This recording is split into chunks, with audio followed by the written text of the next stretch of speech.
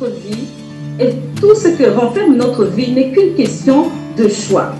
Dès le moment où nous venons au monde, dès le moment où nous naissons, venons à naître sur cette terre, dès le moment où nous commençons à être des êtres vivants sur cette terre, nous faisons des choix. Nous allons commencer à faire des choix. Nous sommes appelés à faire des choix. Non, il y a le choix au niveau de l'éternité, le choix au niveau du conjoint, ça peut être déterminant. Si on fait un mauvais mariage peut conduire à la mort, peut conduire à la destruction de toute une génération. Donc chacun de nous, nous sommes conscients que là où nous sommes aujourd'hui, c'est à cause des choix que nous avons fait hier. Ce n'est pas un hasard quand Dieu choisit. C'est parce qu'il y a un but et Dieu choisit qui il veut pour faire ce qu'il veut. Comment est-ce que j'investis mon temps? À quoi est-ce que j'investis mes finances? Comment est-ce que j'investis dans les relations que j'ai? Relationnelles, tout à fait. Qu'est-ce que je vais laisser derrière moi? Qu'est-ce que je laisse? Après moi, qu'est-ce qu'on dira de moi? Et Christ est descendu pour accomplir pas sa volonté, mais la volonté de celui qui l'avait envoyé. Donc il a accepté de prendre ce corps et de venir sur la terre. Nous tous nous naissons. Personne n'est né avec l'idée d'aller mourir. Mais il y a une personne qui savait pourquoi il venait exactement sur la terre. C'était pour aller terminer à la croix. Et cette personne, c'est Jésus. Ça, c'est un héritage. Les choix que je fais aujourd'hui vont faire vivre non seulement moi, mais vont faire vivre également mes enfants, ma descendance, les générations après moi. Aujourd'hui, on peut voir par exemple des parents qui ont fait ces mauvais choix de choisir leur succès personnel. Ils n'ont pas eu le temps pour leurs enfants, ils n'ont pas eu le temps pour leurs femmes. Exactement. Et quand ils sont devenus vieux, ils sont seuls parce que les enfants n'ont pas été habitués à avoir une relation avec leurs parents. Donc, qu'est-ce qu'ils vont faire dans l'âge adulte? Ils ne vont pas rendre visite aux parents.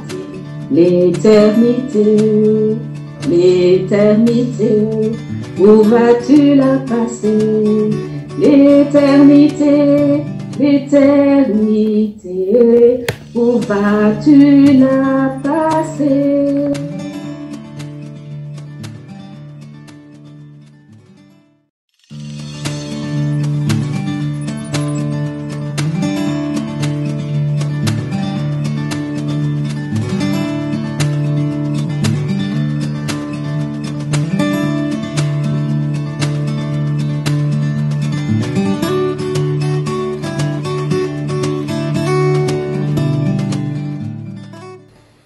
Bonjour, chers amis de Cœur à Cœur, le plateau de « Et si on en parlait » est de nouveau chez vous, dans vos maisons. Ça faisait déjà un petit temps, mais nous sommes là, nous sommes de retour pour un sujet qui va vraiment vous interpeller, le choix. Mais avant toute chose, je vais dire bonjour à mes co-panélistes. Pasteur Nathalie, bonjour. Bonjour Marie-Claire, encore un plaisir d'être avec chacun de vous. Et bonjour également à tous nos auditeurs, auditrices de Cœur à Cœur, et si on en parlait. Oui. Sœur Rachel, bonjour à toi, tu es rayonnante. Bonjour Sœur Marie-Claire, bonjour Pasteur Nathalie. Bonjour, la joie est Rachel. partagée. Je te renvoie aussi les compliments. Et très très jolie et j'adore ta coiffure. Merci beaucoup. Que la gloire revienne à Dieu. Amen. Oui.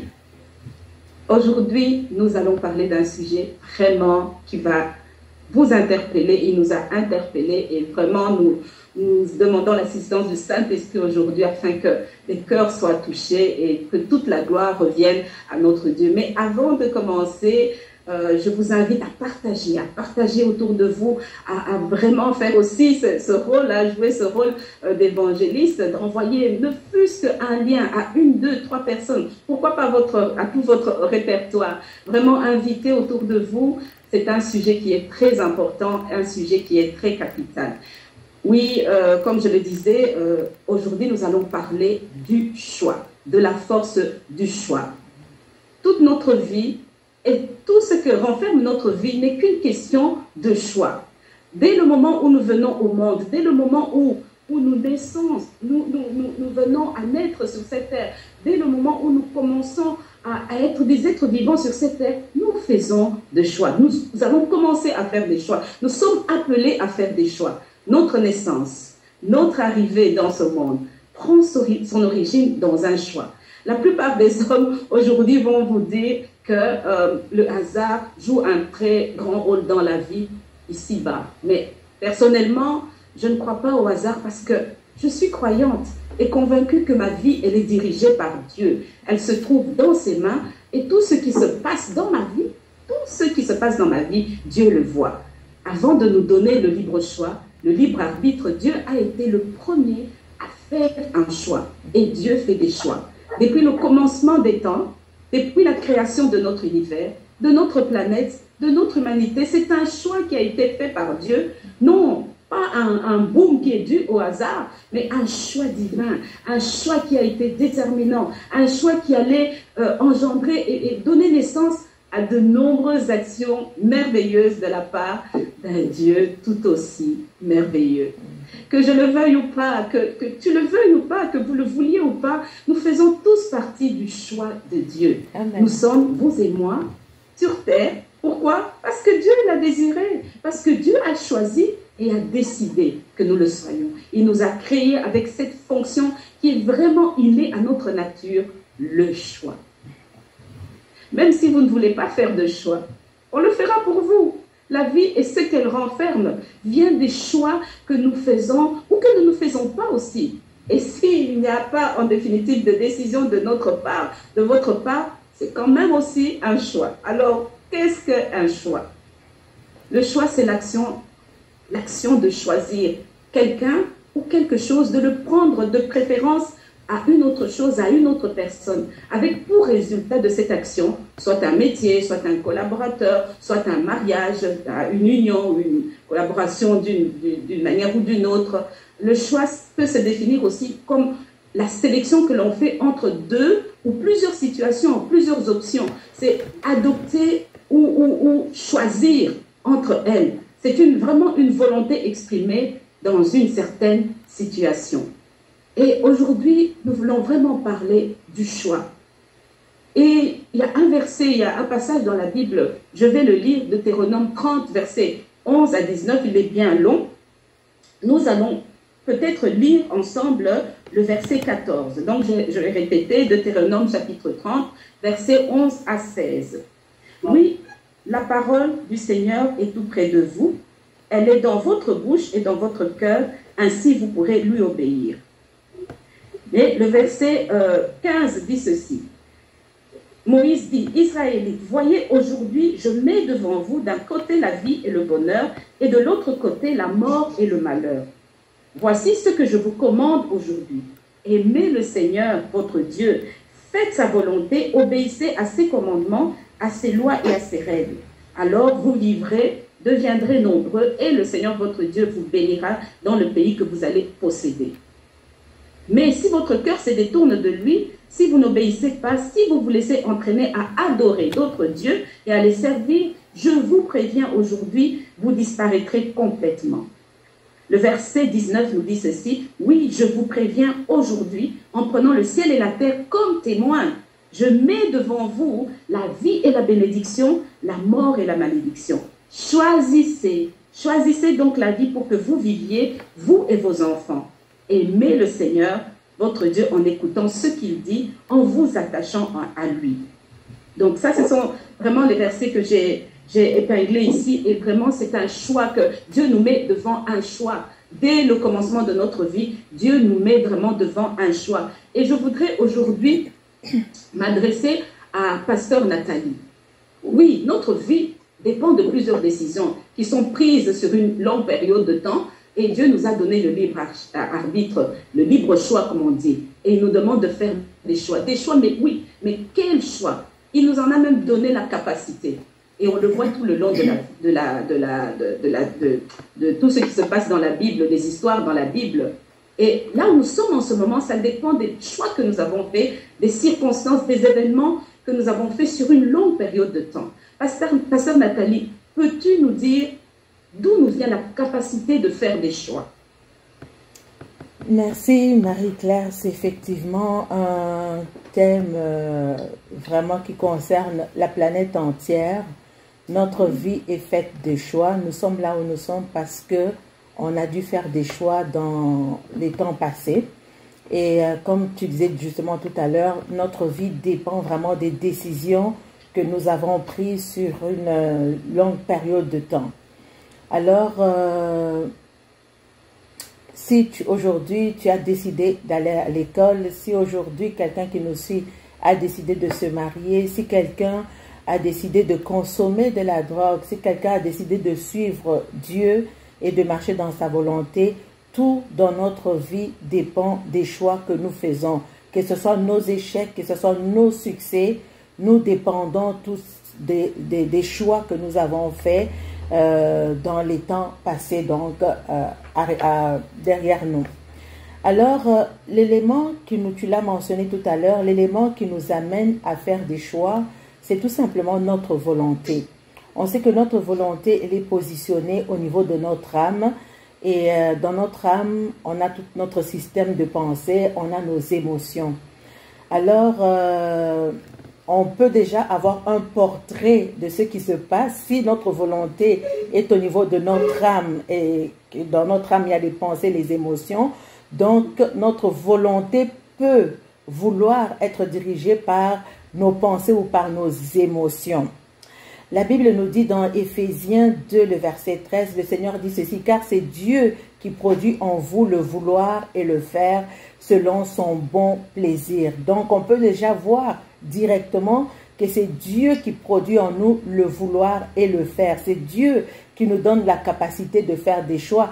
Nous ressemblons à notre Père. Si lui fait des choix, il a mis en nous la capacité de faire des choix. Mais maintenant, les gens peuvent se déresponsabiliser et se dire que tous les choix que nous faisons viennent de Dieu. Mais nous devons comprendre que nous ne sommes pas des marionnettes entre les mains de Dieu. Nous ne pouvons pas tout mettre sur le dos de Dieu parce que nous savons que Dieu nous a donné le libre choix. Et avec ce libre choix, avec cette volonté que Dieu nous a donnée, Dieu n'est pas un dictateur.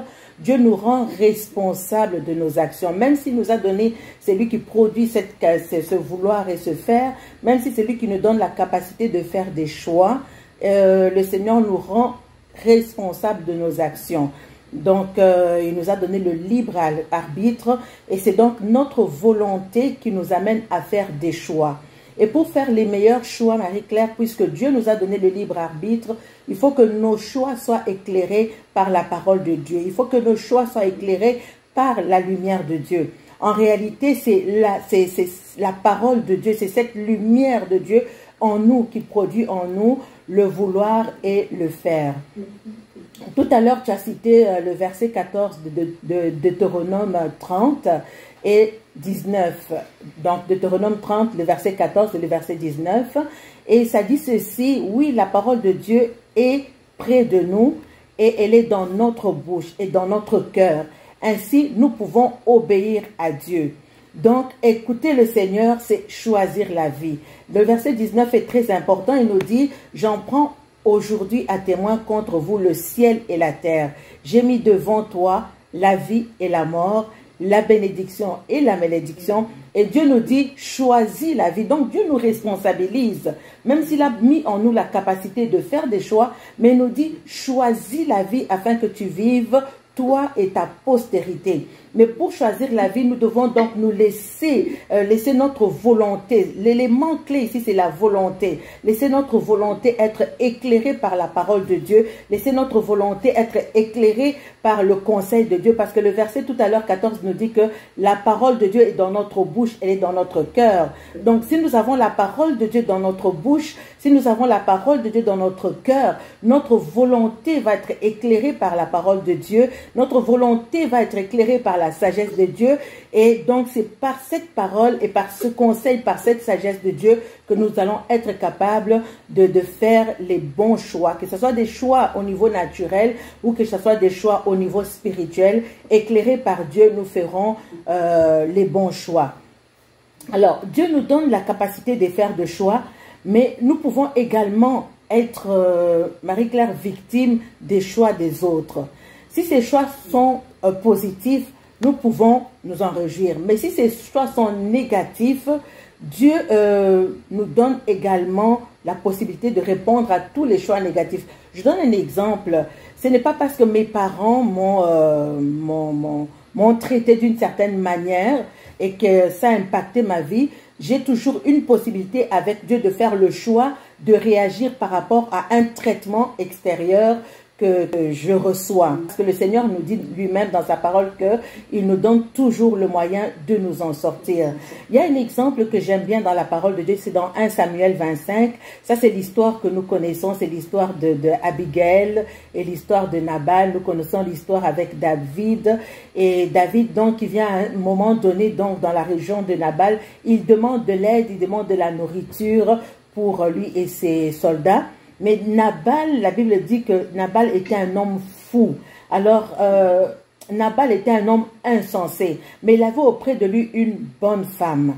Et pour voir comment est-ce que Dieu nous donne la capacité de faire des choix, Nabal était un homme fou. Ses choix, les choix que faisait Nabal, les décisions que faisait Nabal, c'était des décisions qui étaient folles et qui ont mis vraiment David hors de lui. Et David a décidé de tuer toute la maison de Nabal.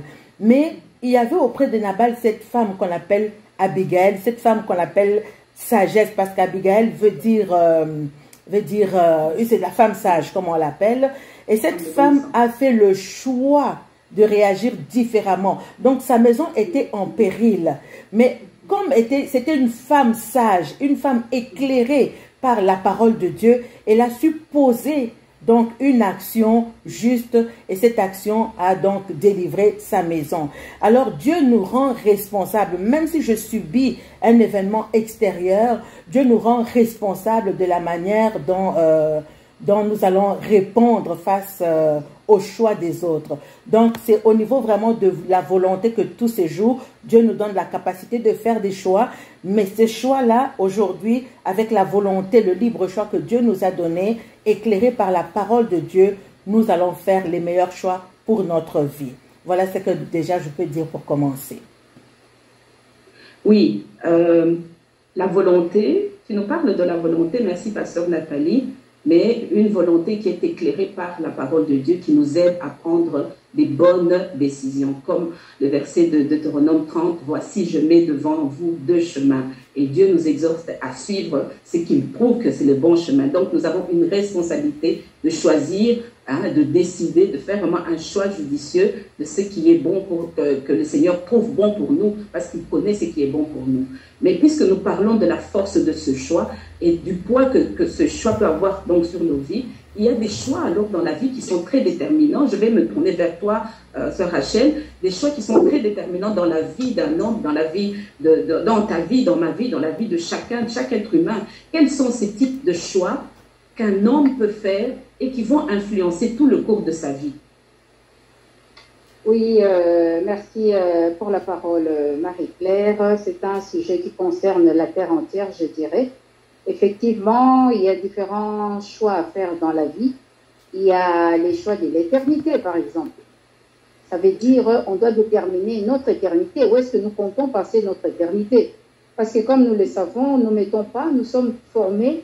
Comme j'aime bien Job 32:8 qui nous dit, en réalité, dans l'homme, c'est l'esprit. C'est le souffle du Tout-Puissant qui donne l'intelligence, n'est-ce pas? Ça veut dire, nous ne mettons pas, nous voyons ça dans un Thessaloniciens, nous sommes composés de l'esprit, de l'âme et du corps. Et tout se passe au niveau de notre âme, comme Pasteur Nathalie l'a relevé, c'est au niveau de la volonté. Nous pouvons recevoir donc les différents choix que nous pouvons faire. On a le choix de l'éternité. Où est-ce que nous comptons passer notre éternité? Parce que nous ne mettons pas, nous serons éternels. Il n'y a que le corps ici, le jour où il retourne sous la terre, il nous restera notre âme et notre esprit qui vivront éternellement. Il y a aussi les choix futurs.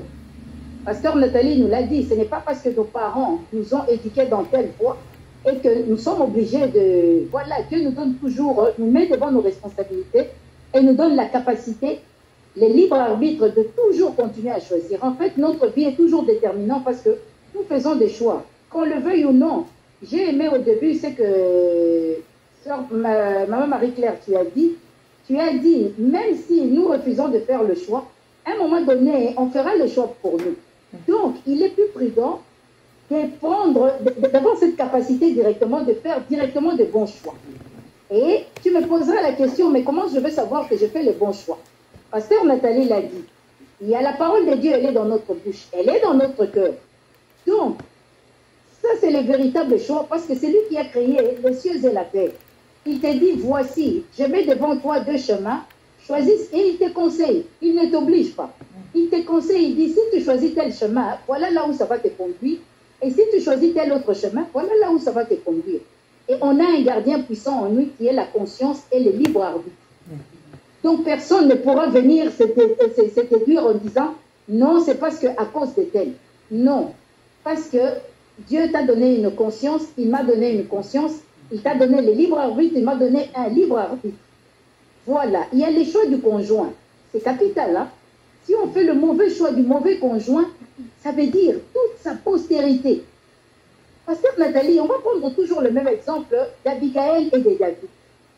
S'il avait eu une mauvaise femme, elle avait un mauvais mari, hein, qui avait un mauvais caractère. Mais cette femme, elle est allée à l'encontre, sachant très bien que son mari avait fait un mauvais choix. Mais finalement, ça a eu pour conséquence quoi? Elle a pu sauver grâce au choix qu'elle avait fait. Donc le choix du conjoint est déterminant pour notre postérité, pour notre avenir. D'ailleurs, si nous prenons notre Abraham, le patriarche, à un moment donné, quand il a eu envie d'écouter la voix de sa femme, et on voit les conséquences jusqu'aujourd'hui. Hein. Donc, le choix du conjoint, les choix de l'éducation. Aujourd'hui, nous avons des écoles, nous savons nous épanouir. Si nous décidons aujourd'hui de faire une formation ou ne pas la faire, nous en verrons les conséquences. Donc, il y a le choix au niveau de l'éternité, le choix au niveau du conjoint, ça peut être déterminant. Si on fait un mauvais mariage peut conduire à la mort, peut conduire à la destruction de toute une génération. Et nous prenons le cas d'Akan. Ce n'est pas sa famille, ce n'est pas son clan qui avait fait les dégâts, mais Akan avait fait un choix d'aller prendre ce qui était dévoué par interdit. On voit la conséquence, c'est laquelle toute sa génération a été décimée. Alors que là-dedans, il y avait peut-être des gens qui n'avaient rien fait, des oncles qui n'avaient rien fait, des enfants qui n'avaient rien fait, mais à cause du choix d'Akan, ça a eu pour conséquence, ça a décimé toute une génération qui a disparu de la surface de la terre. Donc, si je peux résumer, pour ne pas extrapoler, on va prendre que ces cas-là. Donc, le choix de l'éternité, le choix du conjoint, le choix de l'éducation, le choix d'une formation, de se former ou pas, le choix d'aller à l'école ou pas. Et voilà un peu, si je ne peux que citer ces cas-là. Je te retourne la parole, Marie-Claire. Voilà. Merci beaucoup, Sœur Rachel. Le choix de l'éternité et le choix du conjoint, deux choix très très importants, deux choix capitaux, vraiment. Et aujourd'hui, en tant que personnes matures, nous faisons des choix et nous assumons les conséquences de ces choix-là. Mais il y a des personnes qui peuvent, en étant adultes, demeurer à l'état d'enfant et qui n'osent pas faire des choix, hein, qui n'osent pas faire des choix, qui laissent faire les choix par les autres, mais qui viennent après se plaindre que on a choisi pour moi, on a fait pour moi, je ne voulais pas ça. On entend, je ne voulais pas, ma volonté. Mais quelle était la décision que toi tu as prise pour laisser choisir ta destinée pour toi? Mais on peut penser qu'il y a des gens qui ont une prédisposition à faire tel ou tel autre choix. Des choix qui sont, des personnes qui sont passives, des personnes qui sont réactives, des personnes qui sont proactives. Donc, est-ce qu'il y a des prédispositions, Pasteur Nathalie, je me tourne vers toi, à faire certains choix, des personnes qui sont prédisposées à faire certains choix à cause de leur caractère, si je peux dire, à cause de leur façon d'être, quoi. Effectivement, hein, tu parles de... Merci beaucoup, Maman Marie-Claire, merci Rachel également. Tout à l'heure, déjà tu disais qu'il y a des gens qui ne veulent pas faire des choix et qui laissent les autres faire des choix à leur place. Mais même refuser de faire un choix, c'est un choix également. Exactement. On refuse de faire le choix, donc on a choisi de ne pas choisir et on est responsable de ça. Alors, exactement. Tu parles de plusieurs personnes ici, des passifs, les personnes réactives, les personnes proactives. Ça, c'est quelque chose de très, très important. Et j'espère qu'au travers de ce que nous allons dire aujourd'hui, il y a des gens qui vont se reconnaître et il y a des gens qui vont changer de fusil pour vraiment demander l'aide du Saint-Esprit pour être dans le meilleur, dans la meilleure personnalité, si je puis dire. Donc, effectivement, on a plusieurs types de personnes par rapport à cette dimension de choix. On a les personnes qu'on appelle les personnes qui sont passives. Alors, les personnes passives, ce sont des personnes qui ont tendance, comme tu disais tout à l'heure, à l'inaction. C'est donc des personnes qui ne font rien. Ce sont des personnes qui subissent les événements au lieu de réagir. Un événement arrive, au lieu de réagir face à l'événement, cette personne reste tout simplement inactive. Cette personne décide de ne rien faire. Et comme je disais tout à l'heure, de ne rien faire, c'est un choix également. Alors, ce sont des personnes qui décident de ne pas... ne rien faire, c'est un choix. Décider de ne pas communiquer, c'est un choix. Décider de ne pas bouger, c'est un choix. Décider de ne pas parler, c'est également un choix. On peut voir dans le couple, un couple qui est là, et puis quelqu'un dit, moi je refuse de parler. C'est un choix. Si tu refuses de parler, tu vas assumer les conséquences de ce choix-là. Alors, ce sont des personnes qui veulent que quelqu'un les prenne en charge. Quelqu'un qui est passif, il ne fait rien, mais il veut qu'on le prenne en charge. Et quand on voit une telle personne, on comprend que cette personne, même si elle a 50 ans, 60 ans, c'est une personne qui est encore un enfant. Donc, quelqu'un qui est passif est dans l'état d'enfant. Un enfant, on le prend en charge. On décide pour lui. On fait tout pour lui. D'ailleurs, la Bible nous dit dans le livre de Galates, il nous dit ceci, que tant qu'un enfant n'est pas devenu mature, il ne peut pas hériter. Donc, quelqu'un qui est passif, c'est un enfant.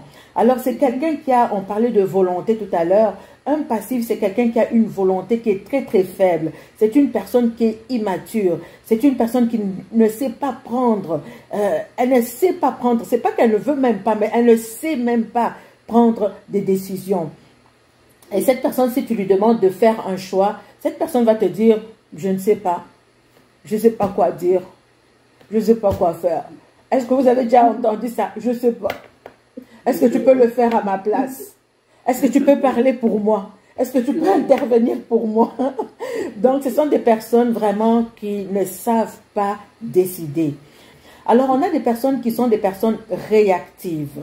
Alors, les personnes réactives, ce sont des personnes qui ont tendance à réagir face aux événements. Donc, je disais tout à l'heure qu'un passif, c'est quelqu'un qui est tout simplement, un événement arrive, il ne sait pas quoi faire. Alors que les personnes qui sont réactives, c'est les personnes qui agissent quand l'événement arrive. Donc, ils réagissent quand l'événement arrive. Bon, on pourrait dire réactif, ce serait une bonne chose. Ce n'est pas toujours une bonne chose. En général, ce n'est pas une bonne chose.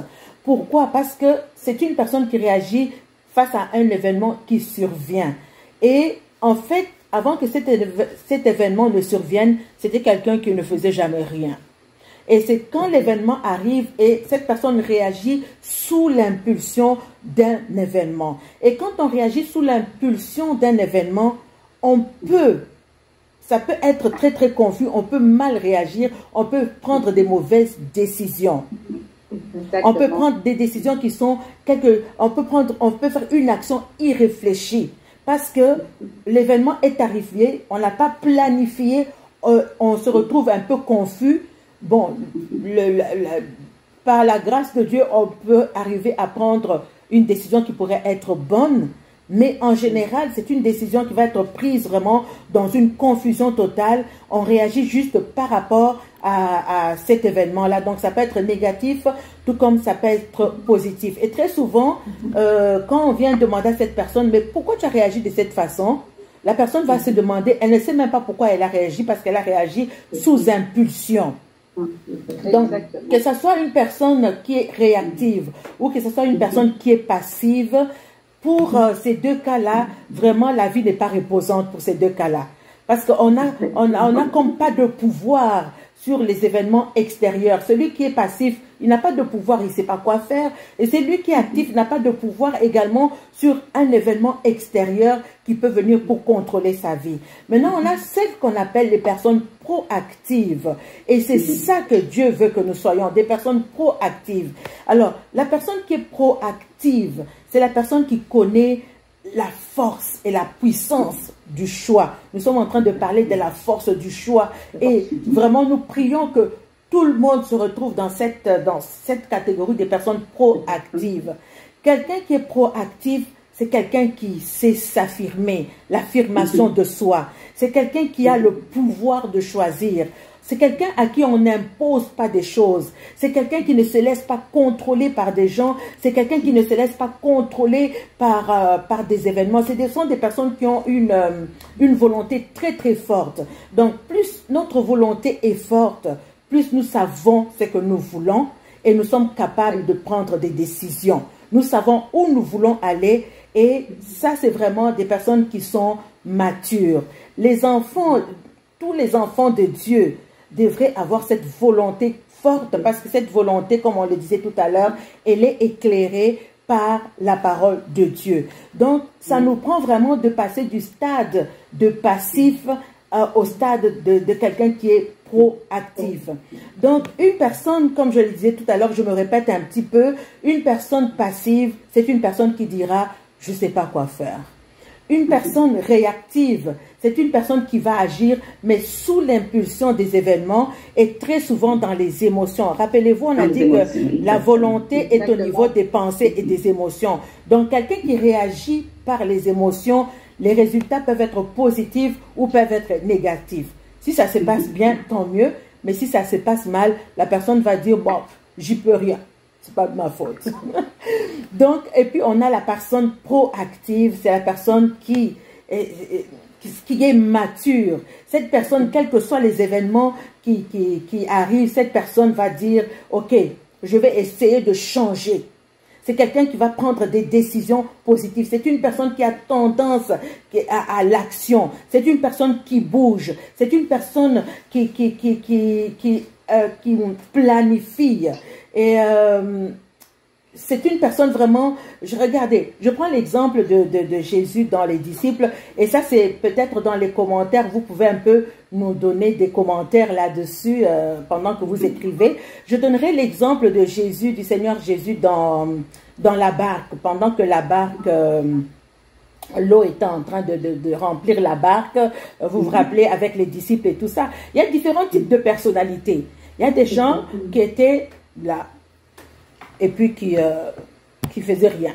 Il y a des gens qui prenaient de l'eau, qui enlevaient de l'eau. Il y avait tout type de personnes. Donc, ça, c'est un exercice qu'on peut vous donner dans les commentaires, hein, de dire dans ce bateau-là qui était passif, qui était réactif et qui était proactif. Donc, ça, on laisse ça comme devoir afin que tout le monde puisse répondre à ça. Peut-être les gens vont dire Jésus était passif parce qu'il ne faisait rien.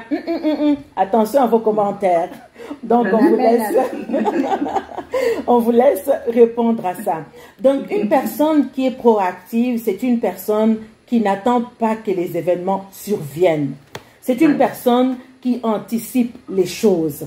C'est une personne qui va user d'initiative. C'est une personne qui va planifier. C'est une personne qui va y penser un peu à l'avance. Et le meilleur exemple que j'ai trouvé, c'était l'exemple de la femme vertueuse. La Bible dit, elle pense à un champ et elle l'acquiert. Donc, elle n'attend pas que la disette arrive dans sa maison là. C'est une femme qui a déjà planifié à l'avance. C'est une femme proactive. Elle n'attend pas que l'hiver arrive pour coudre des manteaux pour sa famille. Elle planifie tout dans sa maison. La Bible nous dit qu'elle se rit même de l'avenir. Exactement. Ça, c'est incroyable. C'était une femme proactive. Alors, nous sommes conscients que dans la vie, il y a beaucoup d'événements qui peuvent arriver. La vie, il y a beaucoup de stress. Le stress peut surgir n'importe quand, à tout moment. Et ça nous appartient également de faire le choix, de prendre le choix de nous arrêter pour réfléchir, pour voir clair, savoir où on s'en va. Et puis, on peut replanifier on peut tout replanifier encore. Exactement. Alors, la personne qui est passive et la personne qui est réactive, elle dit, je ne peux rien y changer si je suis comme ça. Et on va entendre ça beaucoup. Bon, je suis comme ça, mes parents étaient aussi comme ça, mes grands-parents étaient aussi comme ça, chez nous, nous sommes comme ça. Donc, ce sont des personnes qui ne font rien pour changer les choses. Mais même si tes parents étaient pauvres, aujourd'hui, tu peux tout faire pour ne pas être comme tes parents.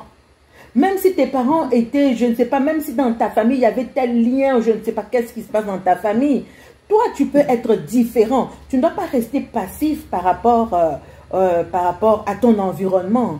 Et très souvent, en réaction, quand on dit au passif de faire quelque chose, il va dire des autres, par exemple, il va dire, oh, un passif là, si on vient le déranger dans sa zone de confort, il est confortable dans son état d'inactivité. Si on vient le pousser un peu, le déranger là, dans son état, il va s'énerver. Il va dire, vous m'énervez, laissez-moi tranquille. Il n'organise pas, il ne planifie pas, il ne contrôle pas, il ne pense pas, il n'anticipe pas. Et lui, il ne fait que subir. Alors cette personne, en fait, elle n'a pas de vision. Elle n'a pas de grande perspective devant elle. Alors cette personne ne peut même pas faire de choix. Et comme on disait tout à l'heure, ne pas faire de choix, c'est un choix également. C'est un choix. Alors que la personne proactive va dire, ok, voilà, il arrive un tel événement, je vais regarder quelles sont les possibilités qui s'offrent à moi. Je vais tenter de voir, de développer, de créer une idée. Il y a des gens qui ont des dons et des talents qui sont passifs. Exactement. Mais un proactif va dire, voilà, qu'est-ce que Dieu m'a donné? Je vais essayer de développer tel talent. Je vais prendre tel don que Dieu m'a donné. Je vais essayer de développer telle aptitude. Je vais essayer de créer quelque chose. Je vais changer quelque chose. Exactement.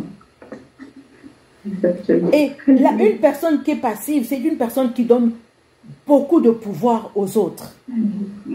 Alors qu'une personne qui est proactive, elle a le pouvoir du choix.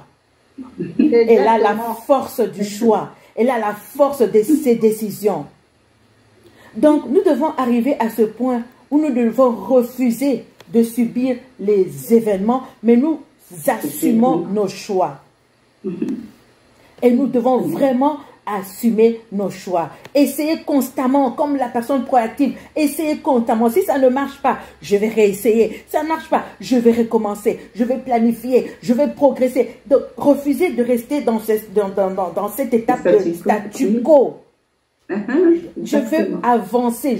Donc, il faut refuser vraiment cet état d'enfantillage, d'immaturité et avec vraiment l'aide de Dieu de commencer d'être cette personne progressive, cette personne qui croit, qui mature, qui grandit et qui fait bouger et changer les choses. En tout cas, c'est ce genre de personne que nous devons être et que nous voulons pousser chaque personne qui nous regarde aujourd'hui à vraiment demander au Saint-Esprit de réveiller sa conscience, parce que nous avons l'élément de la conscience pour nous aider vraiment à sortir de la médiocrité et vraiment à marcher dans cette maturité spirituelle qui va nous amener à développer. Et c'est à ça que Dieu nous a appelés. Hein. Quand Dieu a établi Adam dans les jardins d'Éden, Dieu l'a rendu responsable. C'était à lui maintenant de multiplier. C'était à lui maintenant de progresser, d'accroître, de rendre nombreux. Le Seigneur leur dit, allez-y, multipliez, remplissez la terre. Une personne passive ne peut pas remplir la terre. Alors imaginez une personne passive avec des enfants. Qu'est-ce qu'elle va faire de ses enfants? C'est ça.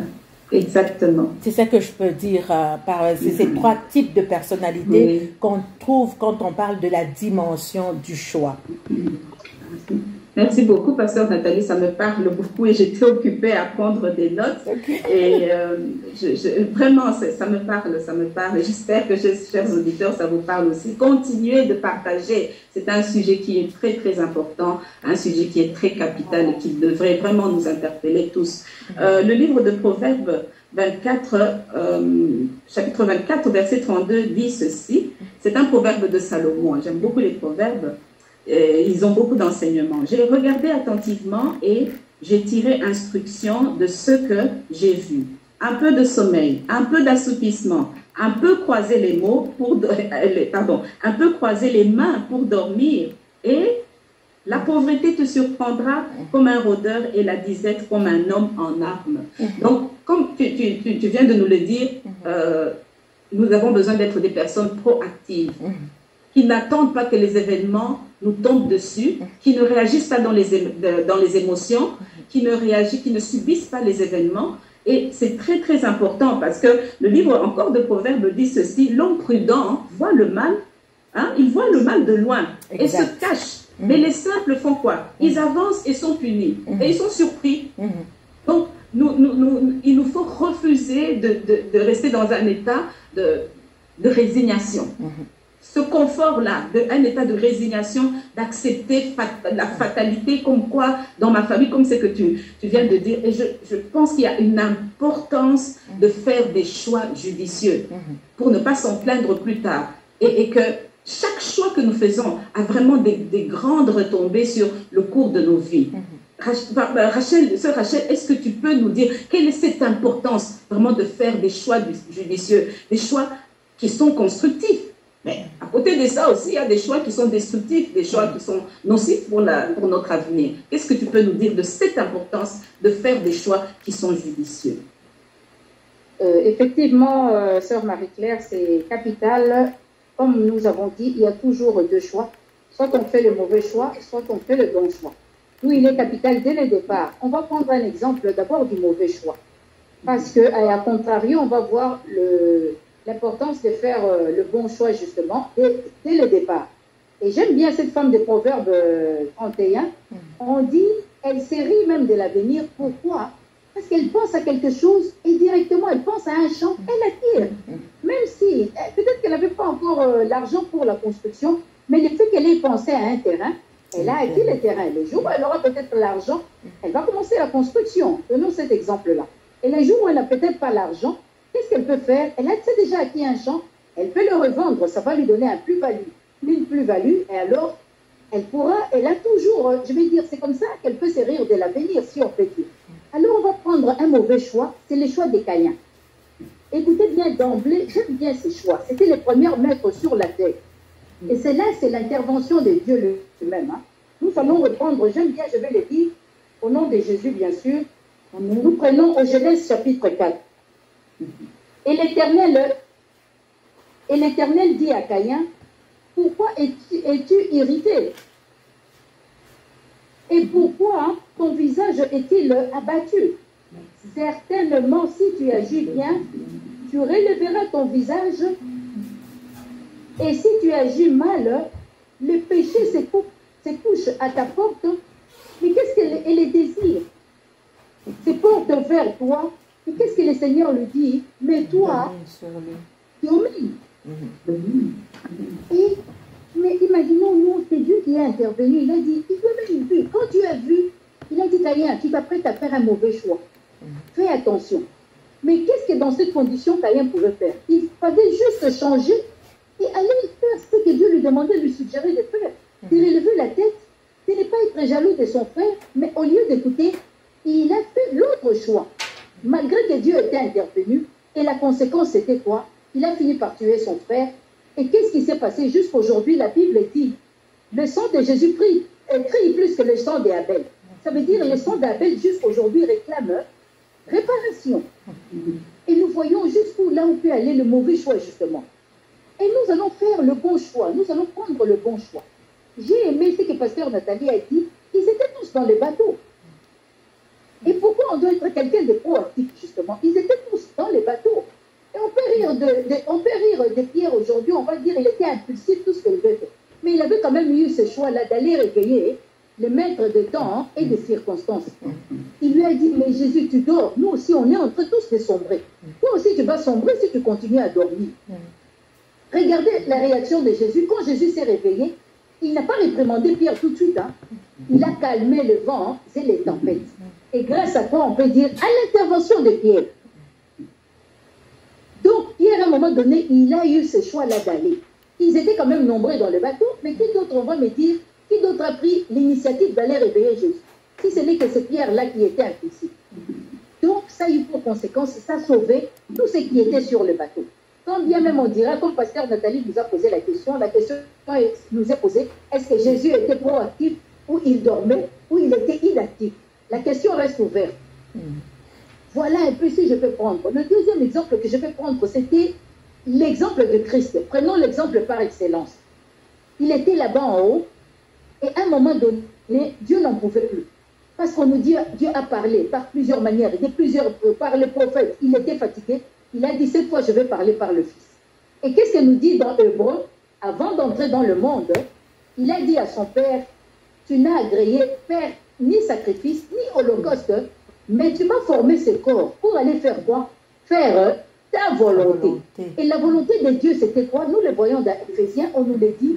Dieu a toujours voulu réunir ce qui était dans le ciel et sur la terre, sur la tête d'une seule personne qui est Christ. Amen. Amen. Et Christ est descendu pour accomplir pas sa volonté, mais la volonté de celui qui l'avait envoyé. Donc il a accepté de prendre ce corps et de venir sur la terre. Nous tous, nous naissons. Personne n'est né avec l'idée d'aller mourir. Mais il y a une personne qui savait pourquoi il venait exactement sur la terre. C'était pour aller terminer à la croix. Et cette personne, c'est Jésus. Donc il a accepté cette volonté. Pourquoi? Parce qu'il savait que derrière cette volonté, ce n'était pas sa volonté. D'ailleurs, on nous dit qu'il est parti sans femme, sans enfant, mais pour le prix de ce qu'il a accepté, il reviendra pour être couronné roi, il reviendra pour se marier, il reviendra pour avoir tout ce qu'il a manqué à cause de son obéissance. C'est puissant. Et à cause de son obéissance, à cause, nous voyons ici la force du choix. À cause de la force du choix qu'il avait fait, de l'humiliation. La Bible dit personne ne l'a humilié. Il s'est humilié lui-même. Jusqu'à quoi? Jusqu'à la mort de la croix. C'est pour cela, qu'est-ce qui s'est passé comme conséquence de la force de son choix? Dieu l'a souverainement élevé. Il lui a donné d'avoir le nom qui est le plus puissant que nous puissions prononcer dans ce siècle tenez-vous et dans le siècle à venir. Afin que par respect pour le nom de Jésus, à cause du choix qu'il avait fait, tout genou fléchit là-bas dans le ciel, sous la terre, Amen. Et toute langue confesse qu'il est Seigneur. Ah mon Dieu. Voyons. Et c'est pour cela que le pasteur Nathalie disait, on ne doit pas être des gens inactifs, des gens qui subissent. Voilà Christ qui était proactif, il a pris le devant, il a dit je vais descendre. Puisqu'on nous dit qu'il n'y avait personne, il y avait le silence dans le ciel, parce que ni les anges, ni les 4 êtres vivants, ni les 24 vieillards, personne ne pouvait prendre les risques, s'il vous plaît. C'était un risque qu'il avait pris. Et dans le cas, Christ avait échoué. Imaginons-nous une seule minute, si Christ avait échoué, il allait remettre tout le plan de Dieu.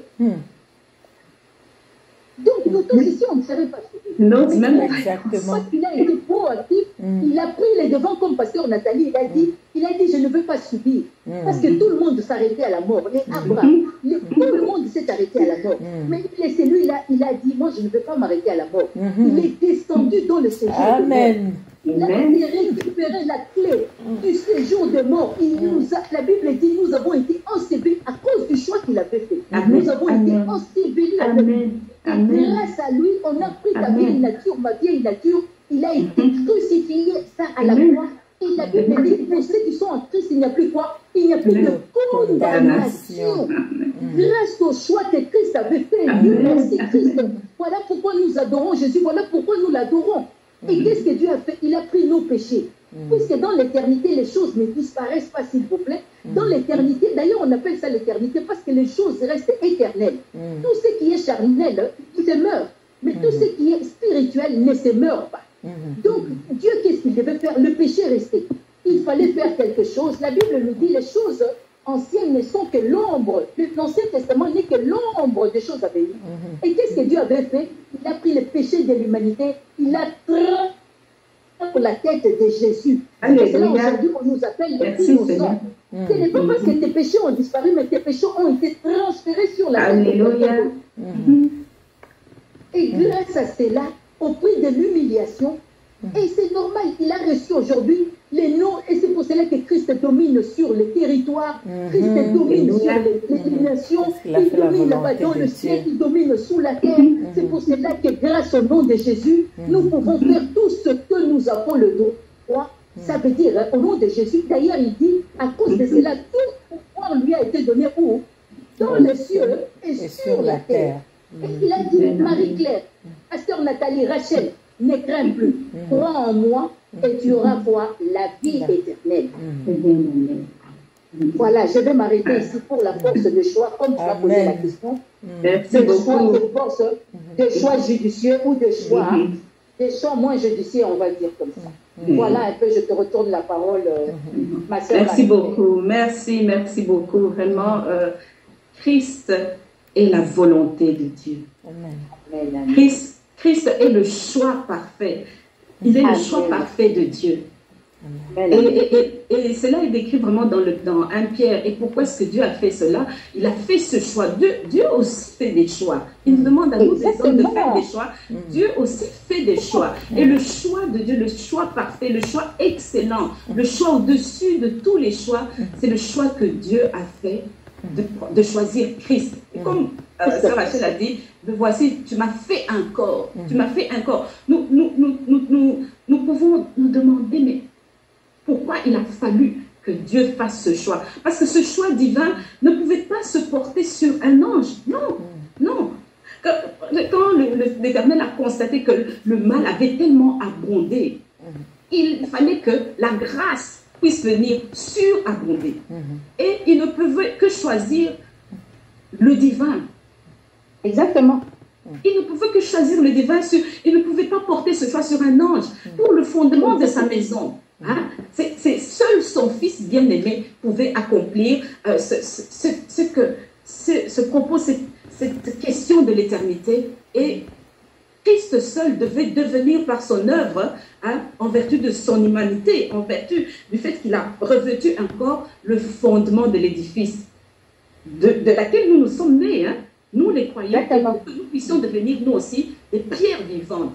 Donc Dieu a choisi Christ, mais Dieu choisit aussi des instruments. Tout le long de la lecture de la Bible, nous le voyons, que Dieu a choisi des instruments pour pouvoir déployer sa grâce, pour pouvoir accomplir une œuvre qui te confie à toi, l'œuvre qu'il a confiée à Abraham, l'œuvre qu'il a confiée à Joseph. Il choisit des instruments, il choisit des hommes et des femmes pour en fait que ces hommes et ces femmes puissent bénéficier, les faire bénéficier de la réserve de bénédiction, la réserve de joie, de compassion, de prospérité qu'il a en réserve, parce que Dieu a en réserve de tout ça.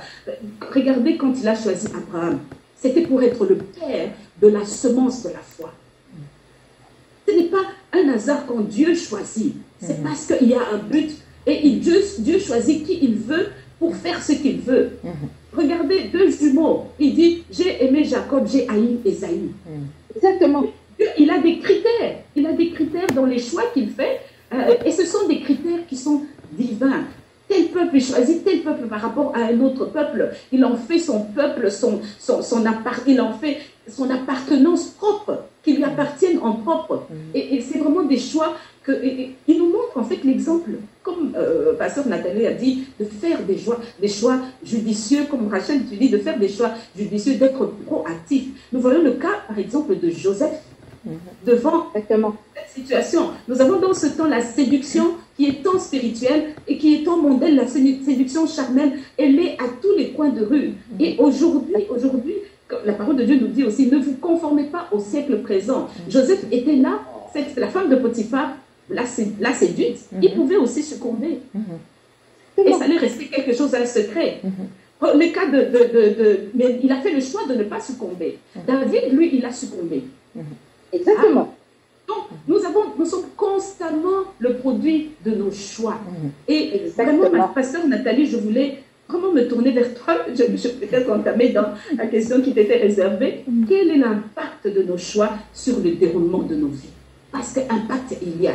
Et c'est pour ça que nous disons, chers téléspectateurs, chers auditeurs, que c'est un sujet un thème qui est très important. Continuez de partager, appelez, même si nous sommes à mi-émission, donnez vos commentaires, donnez des exemples Vous avez même des exemples dans vos vies. Donnez des exemples, des choix judicieux et qui ont impacté les vies de manière... des choix qui ont impacté les vies de manière soit positive ou négative, nocive ou bien de bonne manière. Pasteur Nathalie, je te donne la parole. Waouh! Je voudrais déjà me prendre pour base ce que Rachel, tu as dit tout à l'heure. Le travail de Christ, en le faisant, Christ nous a donné un héritage. Aujourd'hui, on dit que nous avons hérité la vie éternelle, pour celui qui croit, hein, du moins pour celui qui a cru en Christ. Et le Seigneur nous dit que nous avons hérité du royaume des cieux, de toutes les bénédictions spirituelles dans les lieux célestes, n'est-ce pas? Alors, Amen. Les choix ont pour but non seulement de plaire à Dieu, mais de laisser un héritage, de laisser une fondation sur laquelle d'autres personnes peuvent continuer à bâtir. Je reviens sur Deutéronome 30. On a lu, il faut vraiment aller lire tout Deutéronome 30. À partir du verset 15, quand on lit Deutéronome 30, le Seigneur nous dit, ceci on l'a lu tout à l'heure, voyez aujourd'hui, je mets devant vous d'un côté la vie et le bonheur, de l'autre côté la mort et le malheur. Le Seigneur dit, voici, je vous commande aujourd'hui, aimez le Seigneur votre Dieu, faites sa volonté, obéissez à ses commandements, à ses lois, à ses règles. Je vais revenir un peu plus tard sur les règles. Alors vous vivrez, vous deviendrez nombreux. Au verset 19, il nous dit quelque chose d'important.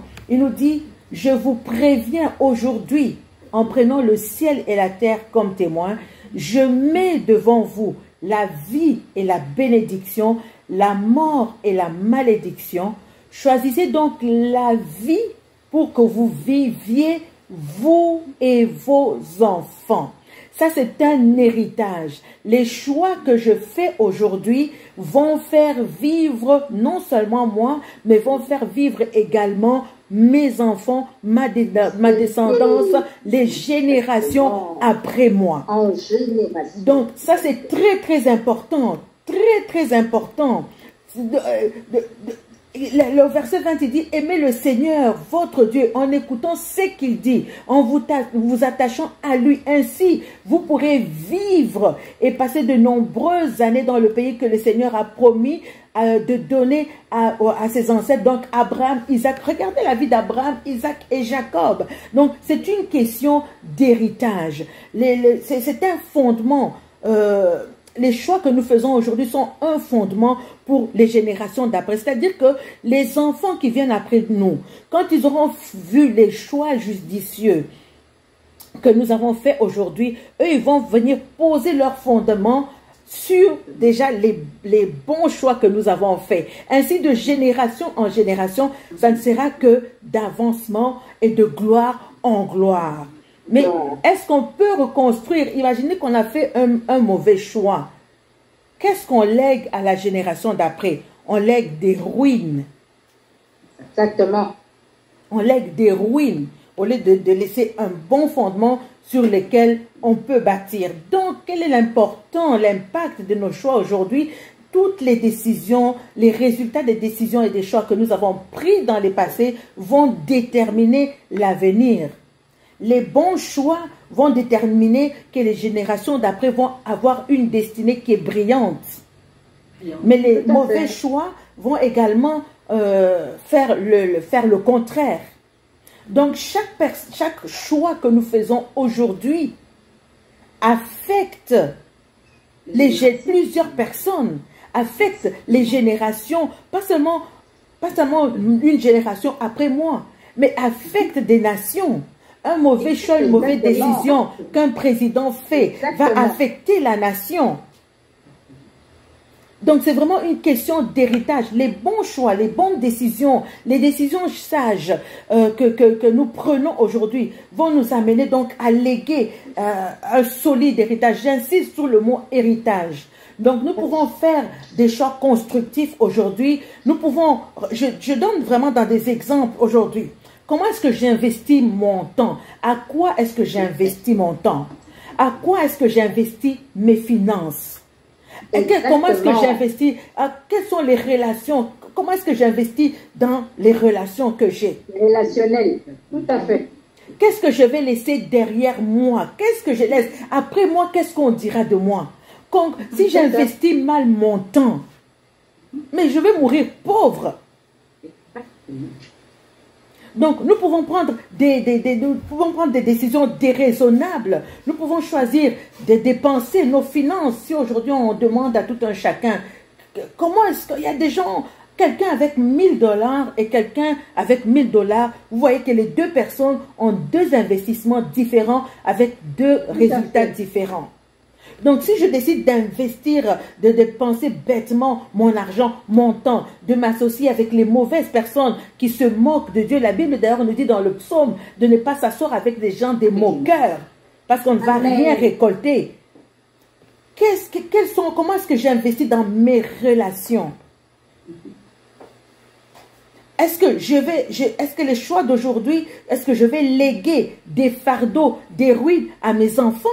Ou est-ce que je vais léguer quelque chose de bien pour que mes enfants puissent bâtir dessus? Ça, c'est interpellant, par exemple, sur nos finances. Il y a des parents qui meurent et qui laissent des dettes aux enfants.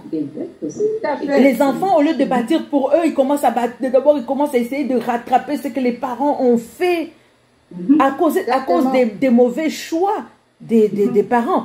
Il y a ce verset dans 2 Rois 4, avec cette femme qui était veuve. Son mari était d'ailleurs un serviteur de Dieu, mais elle avait laissé beaucoup de dettes. Mais qu'est-ce qui s'est passé sur ses enfants? Donc les créanciers s'étaient mis à la porte pour faire de ses enfants des esclaves. Exactement. Donc il y a beaucoup, nos choix, si on va vraiment dans la vie courante, quels sont les choix que je fais dans mes finances, dans mon foyer, dans ma maison? Il y a plusieurs exemples que je peux donner. En tant que parent, je peux choisir, il y a un ordre que Dieu donne. On sait que l'ordre, c'est Dieu d'abord, c'est moi, la personne, ensuite c'est ma famille, mes enfants, ensuite c'est le travail et le ministère. Mais si je choisis de placer le travail avant mes enfants ou ma famille, c'est un mauvais choix que je fais. Si je choisis de mettre le ministère avant mes enfants, ma famille, c'est un mauvais choix que j'ai fait. Si je choisis le succès professionnel avant ma famille, c'est un choix que j'ai fait. Ainsi donc, aujourd'hui, on peut voir par exemple des parents qui ont fait ces mauvais choix de choisir leur succès personnel. Ils n'ont pas eu le temps pour leurs enfants, ils n'ont pas eu le temps pour leurs femmes. Et quand ils sont devenus vieux, ils sont seuls parce que les enfants n'ont pas été habitués à avoir une relation avec leurs parents. Donc, qu'est-ce qu'ils vont faire dans l'âge adulte? Ils ne vont pas rendre visite aux parents. Et les parents se retrouvent tout seuls. Parce qu'il n'y a jamais eu de communication. C'est un choix qu'ils ont fait. Ils ne sont pas occupés de leurs enfants, mais les enfants aussi, à leur époque, ne vont pas s'occuper du parent. C'est un choix. C'est un héritage qui est difficile. Donc, chaque décision que nous prenons, même la moindre décision que nous prenons, cette décision va affecter plusieurs personnes autour de nous. Je dirais en fait que le choix... c'est un combat, c'est une bataille. Exactement. C'est une bataille que nous sommes en train de mener aujourd'hui pour l'avenir de nos enfants, pour les générations d'après. C'est un combat spirituel. Quand on parle de combat spirituel, ce n'est pas seulement chasser le démon là. Non. Faire le choix, faire le choix ici, c'est un combat. Ça prend des sacrifices. Le combat de Jésus, c'était un sacrifice. Exactement. Pour léguer un héritage, c'est un sacrifice. Il y a un prix à payer pour léguer un héritage. Donc nous sommes dans une bataille sérieuse. Nous sommes dans la bataille de la destinée.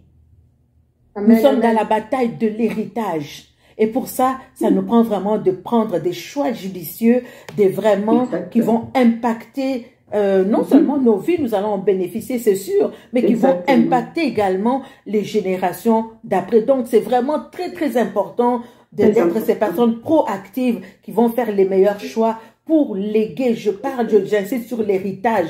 Jésus nous a laissé un héritage glorieux. C'est avec cet héritage-là que nous marchons. Et nous devons également, à l'exemple de notre maître, laisser cet héritage. On fait le choix, quand je parle de cet héritage, aujourd'hui, il nous appartient à nous d'éduquer nos enfants selon la parole de Dieu. C'est un héritage que nous leur léguons également. Exactement. Donc nos choix, nos décisions vont vraiment impacter notre environnement si nous faisons les meilleurs choix. Et c'est ça notre prière d'ailleurs aujourd'hui. Hein? Maman Marie-Claire, à toi la parole. Oui, merci beaucoup. Vraiment, le choix, quelque chose m'a interpellée. Vous avez l'exemple de 2 personnes qui ont chacune $1000. Mais c'est 2 destinées et 2 vies différentes. Exact. Et ça me fait penser à Abraham et Lot. Ils se retrouvent à un moment donné, ils doivent choisir le choix du lieu. Le choix du lieu est très, très important. Parce que pour Abraham, il avait la promesse de la terre promise. Mais Lot a peut-être vu les plaines qui étaient verdoyantes. Il a choisi cela. Mais qu'en est-il après? Exactement. Cet endroit qu'il avait choisi, en fait, Sodome et Gomorrhe, il a fallu qu'Abraham vienne l'en tirer. Et même sur ce chemin de l'en tirer, par la grâce de Dieu, sa femme a fait le choix aussi de rester, de se tourner, comme le regard tourné vers l'arrière, vers toutes ces richesses, tout ce qu'il vivait. Choix. Que sont devenus les enfants de Lot? Est-ce que la Bible en parle? Qu'est devenue la postérité de Lot? Il avait des enfants. Est-ce que la Bible en parle? Donc, très déterminant, l'impact de nos choix est très, très déterminant dans le déroulement de nos vies et surtout pour les générations futures. Aujourd'hui, Abraham est appelé qui? Le père de la foi. Le père de la foi. Et c'est au travers de qui? De son fils Isaac, le fils de la promesse. Exactement. Il a fait des choix, il a fait des bons choix, il a fait aussi des choix qui n'étaient pas bons. Mais nous voyons vraiment l'impact de ces choix sur les générations futures. Aujourd'hui, nous pouvons nous proclamer ayant la foi à cause qu'Abraham s'est montré fidèle. C'est le critère que Dieu avait trouvé, de la fidélité d'Abraham, pour vraiment le choisir comme celui-là qui allait être le père de la semence de la foi. Et Rachel, je voudrais revenir vers toi aussi. Je parlais tout à l'heure que l'homme intelligent voit le mal de loin et il se met à l'abri. Donc, d'être des personnes qui sont vraiment proactives. Donc, quelle est dans notre façon personnelle de réagir dans les situations? Dieu nous demande d'être des personnes proactives car cela nous aide à faire de bons choix. Donc, Pasteur Nathalie, la question aussi te sera retournée, les différentes stratégies aussi pour apprendre à faire de bons choix. Rachel, qu'est-ce que tu peux nous dire par rapport à ça? Merci Marie-Claire, merci pour la parole. Donc il y a eu 2 exemples qu'on a donnés, le choix de Caïn et le choix de David. On va pas revenir dessus. Mais je vais prendre encore un autre exemple. Bon, c'est lorsque Jésus lui demande, voilà Seigneur, moi j'ai tout quitté pour te suivre. Qu'adviendra-t-il de moi? Étant donné que même Pierre ne savait pas, puisque nous tous, quelque part, nous venons à Christ, nous ne le savons pas toujours. Mais nous savons aujourd'hui, avec le recul de Christ, ce sera toujours le bon choix. Parce que, qu'est-ce qu'on a dit tout à l'heure? Je crois l'une de vous deux a dit, c'est le choix excellent. Parce que c'est le choix de Dieu. C'est le choix de celui qui a créé les cieux et la terre. Il vous dit de toute façon, le bon choix, c'est Christ. C'est-à-dire sa parole. Christ a dit, demeurez dans ma parole. Parce que lorsque nous demeurons dans sa parole, il a dit, au final, quand tu demeures dans ma parole, là où moi je serai, ton serviteur doit être là forcément. Exactement. Si tu me suis, tu auras la vie éternelle. Amen. Et lorsque moi je reviendrai, voilà ce qui t'attend. Donc Pierre, même dans, je vais dire, dans sa manière d'être, il avait quand même fait le bon choix sans pour autant se rendre compte. Et il a posé une meilleure des questions. D'ailleurs, c'est pour cela que j'aime beaucoup Pierre. Parce que même dans sa manière d'être, il posait des questions. Voilà, il a posé la question, il a dit Jésus, en fait, moi j'ai une femme, j'ai laissé, j'avais une entreprise de pêche, j'ai laissé tout ça. Dis-moi, en te suivant, qu'est-ce que j'aurais exactement? Jésus n'a pas mal parlé à Pierre. Hein? Il a dit, Pierre, d'ailleurs, c'est une très belle question que tu me poses. Il a dit, prends ton contrat, va relire les clauses de ton contrat avec moi. Qu'est-ce qu'il lui a dit? Pierre, non seulement tu recevras des biens, dans ce siècle-ci, avec des tribulations, c'est vrai, Mais pour la cerise sur les gâteaux, c'est quoi? Dans l'éternité. Et d'ailleurs, Pierre, il a fini par, malgré qu'il avait nié Jésus, tout ça, ça faisait partie du processus. Malgré qu'il avait nié Jésus, malgré qu'il a abandonné Jésus à la croix, hein, mais quand même, Christ est venu le récupérer. Lorsqu'il est ressuscité, il a dit, Pierre, je vais faire quand même encore 40 jours pour te réexpliquer ces choses-là. Je vais t'envoyer mon esprit. Et finalement, il lui a remis les clés. Et la mort de les clés. Et voilà, je vais m'arrêter ici. Comme on dit, non, et voilà, je vais m'arrêter ici. Merci beaucoup, merci. Voilà. Merci Rachel. Merci Rachel. Donc, Pasteur Nathalie, quelles sont les stratégies? Alors, nous en sommes là. Que faire? Quelles sont les stratégies pour vraiment apprendre, nous, hein, à nous driller nous-mêmes, nous aider à faire des bons choix? Parce que ce sont des choix de vie, ce sont des choix pour l'éternité, ce sont des choix, vivre avec un conjoint, c'est pour faire un bon choix. Hein, vivre, accepter le Seigneur Jésus-Christ, il faut faire ce choix qui est bon. Il faut que nous puissions vraiment le comprendre. Hein. Quelles sont les stratégies? Alors, on va aller pour ça dans Galates. Si c'est un texte qui est long, mais on va lire quand même, puisqu'on parle vraiment de quelques pistes de solutions. On ne peut pas toutes les donner, mais de quelques pistes de solutions pour nous aider à faire des bons choix. J'aimerais qu'on lise ensemble dans Galates 6, du 1er verset au 10e verset. Souffrez que je puisse les lire. La Bible dit ceci. Frères, imaginez que l'un d'entre vous soit pris en faute, vous qui avez l'esprit redressé cette personne avec un esprit d'humilité, prenant garde à vous-même de peur que vous ne soyez tentés aussi. Portez les fardeaux les uns des autres, ainsi vous accomplirez le sens véritable de la Torah, qui est confirmé par le Messie. Car si quelqu'un pense être quelque chose alors qu'il n'est rien, il se trompe lui-même. Que chacun examine ses propres œuvres, et si vous trouvez quelque raison d'être fier de vous-même, que cette fierté soit en relation avec vos œuvres et non en pensant que vous valez mieux qu'un autre, car tout homme doit porter son propre fardeau. Que celui qui est enseigné dans la parole partage tous les biens qu'il possède avec son instructeur. Ne vous abusez point, on ne se moque pas de Dieu. L'homme récolte ce qu'il a semé. Celui qui sème dans le champ de sa vieille nature, ainsi de répondre à ses besoins, récoltera à la fin la ruine. Mais celui qui sème dans le champ de l'esprit récoltera de l'esprit la vie éternelle. Ne nous lassons donc pas de faire ce qui est bien, car au temps voulu, nous aurons notre récolte. Ainsi donc, tant que l'occasion se présente, faisons du bien à tous et surtout à ceux de notre famille qui mettent leur confiance en Dieu et qui lui sont fidèles. Waouh!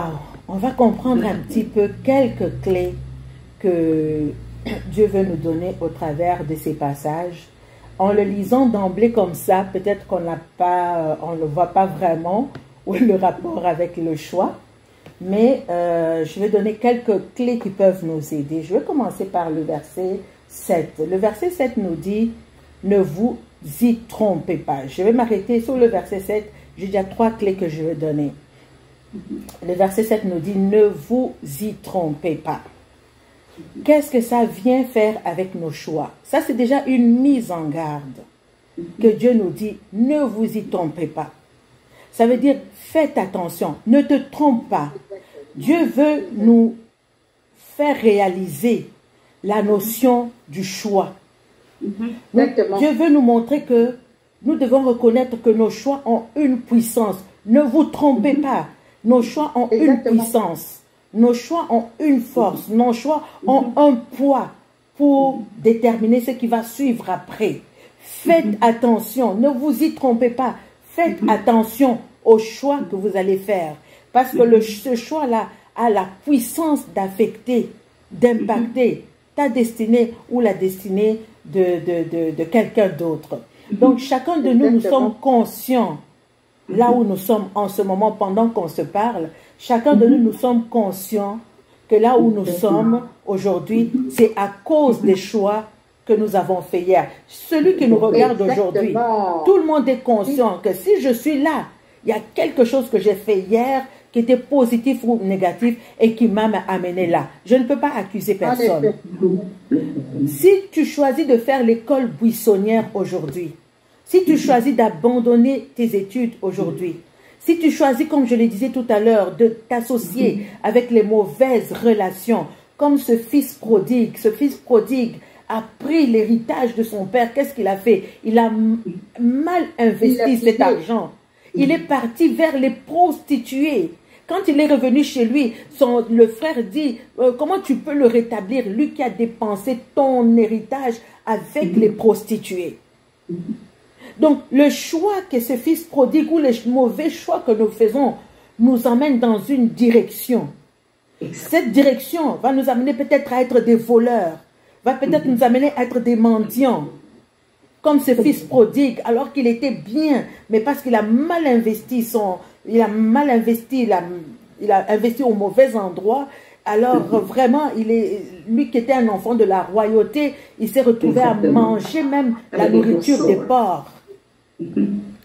Donc nos choix nous amènent vers une direction. Et le Seigneur dit, ne vous y trompez pas. Faites attention à la force de vos choix. Il y a des hommes, il y a des femmes qui ont fait des mauvais choix. Parfois, une seule fois, ils ont fait un mauvais choix une seule fois. Il y a des exemples, on entend des personnes, des maris ou des femmes, ils ont été infidèles une seule fois à leur femme. Mais qu'est-ce qui est arrivé? À cause d'une émotion, à cause d'un désir charnel. Tout d'un coup, la femme qu'ils sont fréquentée est devenue enceinte. Du jour au lendemain, la famille est détruite à cause d'un mauvais choix. Ce sont des choses réelles. Le Seigneur nous dit, ne vous y trompez pas. Ça veut dire, ne vous trompez pas vous-même, ne vous séduisez pas vous-même. Attention, il y a une mise en garde. Attention. Exactement.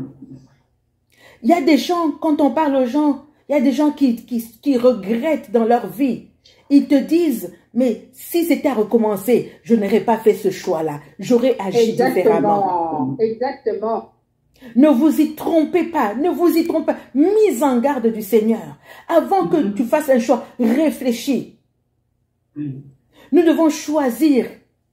Nous devons réfléchir à nos choix. La vie est faite de choix. Amen.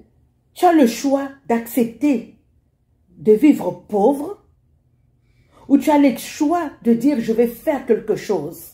Ne vous y trompez pas. Si tu n'es pas fatigué, que des hommes ou des événements dominent sur toi, tu resteras esclave toute ta vie. C'est un choix. C'est un choix que nous faisons. Il y a des choses que nous ne devons plus tolérer dans nos vies. Ne vous y trompez pas. Mise en garde, attention aux choix que vous faites. Il y a un exemple que j'aime beaucoup, c'est l'exemple de Moïse. La Bible dit que Moïse qui habitait dans la maison du Pharaon. À un moment donné, la Bible dit que Moïse devenu grand, il refusa d'être appelé le fils du Pharaon. Un jour, il a dit à Pharaon, Pharaon, c'est fini, je m'en vais. Mais on sait que cette maison de Pharaon savait que Moïse était un Hébreu. Et peut-être qu'il faisait du chantage à Moïse. D'ailleurs, tu n'es pas comme nous. D'ailleurs, c'est à cause de notre fille que tu es ici, blablabla. Un jour, Moïse a pris une décision majeure. Il a fait un choix majeur. Le choix de ne pas se corrompre. Il a dit, ça suffit. Il a fait un choix de quitter cette maison-là afin d'aller vivre sa destinée.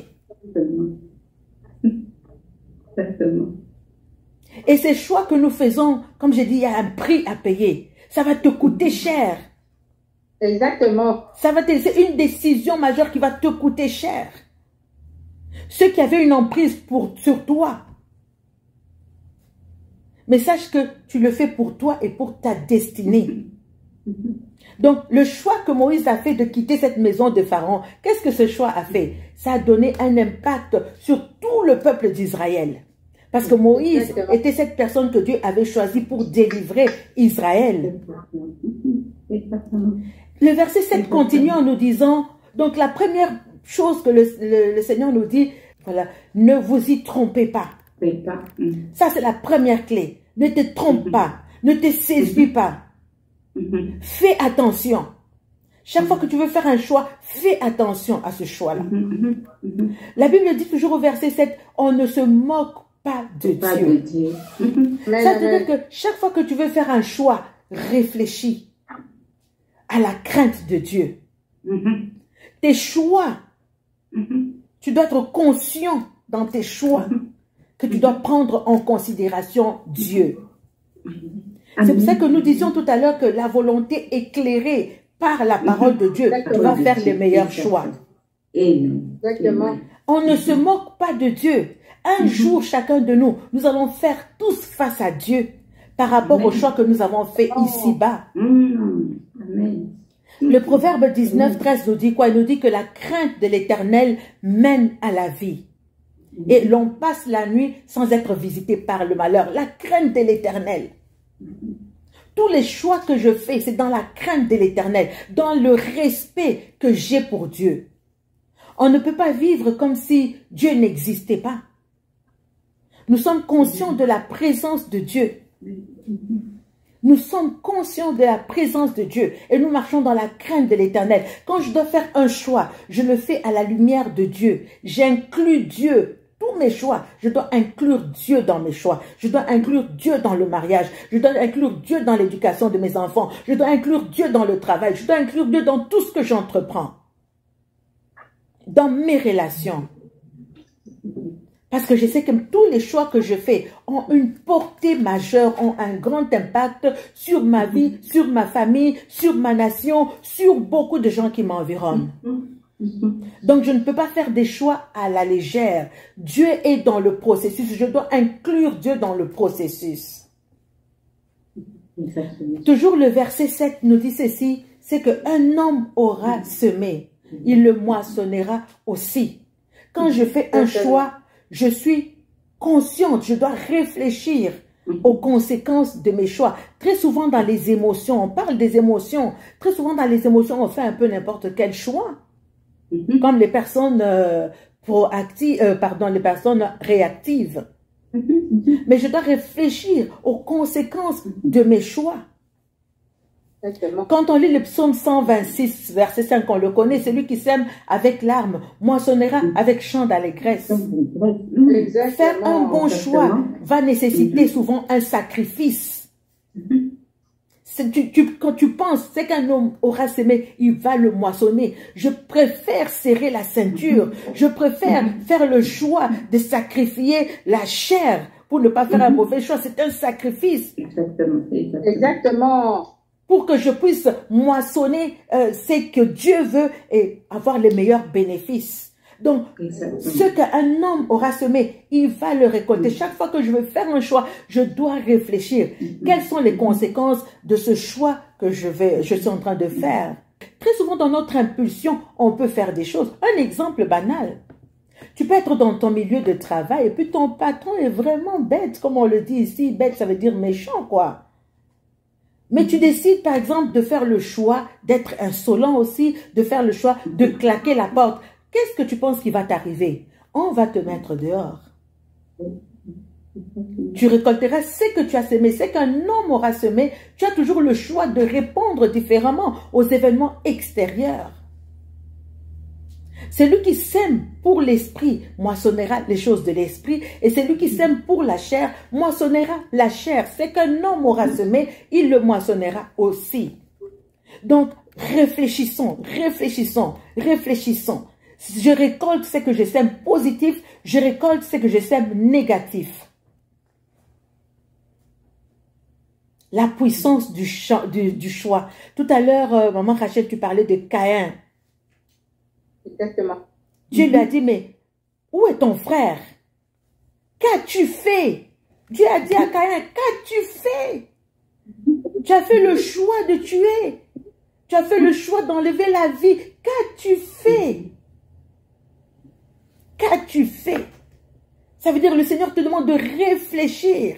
Attention, ce que tu fais, tu vas le récolter. Ce que tu fais, tu vas le récolter. Le récolter, va le moissonner. Ça, c'est quelque chose d'apprendre vraiment en considération. Réfléchir, réfléchir, réfléchir. Qu'est-ce que je vais faire? réfléchir. Qu'est-ce que ça va faire comme conséquence? Si je dis ça à mon enfant, qu'est-ce que ça va faire? Si je dis ça à ma femme, qu'est-ce que ça va faire? Si je dis ça à mon mari, qu'est-ce qui va arriver? Si je pose un tel geste, si je claque la porte, qu'est-ce qui va arriver? Si je dis un gros mot à mon patron, qu'est-ce qui va m'arriver? Ça peut m'amener au chômage. Mais la personne qui est proactive va penser aux choix à poser. Comme tu disais tout à l'heure, il voit les événements de loin et il sait comment réagir pour que ce soit constructif. Être capable d'anticiper nos choix, être capable de faire des choix positifs afin d'éviter que les événements malheureux nous arrivent à nous et à notre descendance.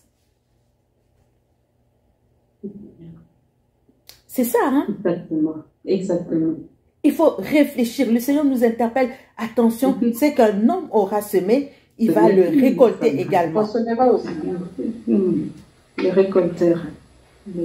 Nous n'avons qu'une vie à vivre. Je voudrais dire à quelqu'un ce soir, nous n'avons qu'une vie à vivre. Il y a un homme de Dieu que nous aimons bien. Si nous regardons aujourd'hui le pasteur Pascal Prosper Mwamba, il parle toujours de sérieux. Sérieux. Nous n'avons qu'une vie à vivre. Tu n'as qu'une vie à vivre. Et il faut la vivre sérieusement. Exactement. Le sérieux dans nos choix. Le sérieux dans nos choix, parce que tous nos choix ont une conséquence. Quand nous lisons un peu plus tard, c'est dit ceci, ne nous lassons pas de faire le bien. Ne nous lassons pas de faire le bien. Qu'est-ce que cela vient faire dans les choix? Ne nous lassons pas de faire le bien. Ça, c'est une règle. C'est une règle importante que le Seigneur vient poser ici. La vie est faite des règles. Alléluia. Je ne peux pas marcher comme s'il n'y avait pas de règles. Je ne peux pas faire des choix comme s'il n'y avait pas de règles. Les choix que nous faisons sont en fonction des règles. Notre vie, partout il y a des règles. Tu ne traverses pas la route comme ça n'importe comment. Tu ne traverses pas le feu rouge n'importe. Il y a des règles partout. Nous ne vivons pas une vie anarchique, une vie de chaos.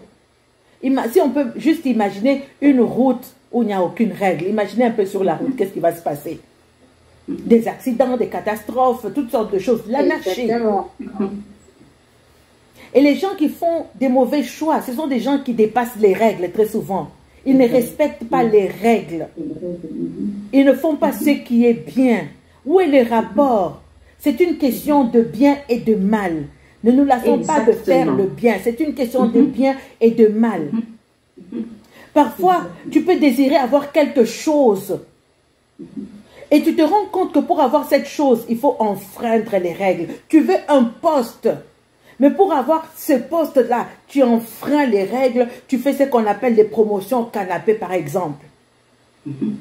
Tu as enfreint les règles pour avoir un poste.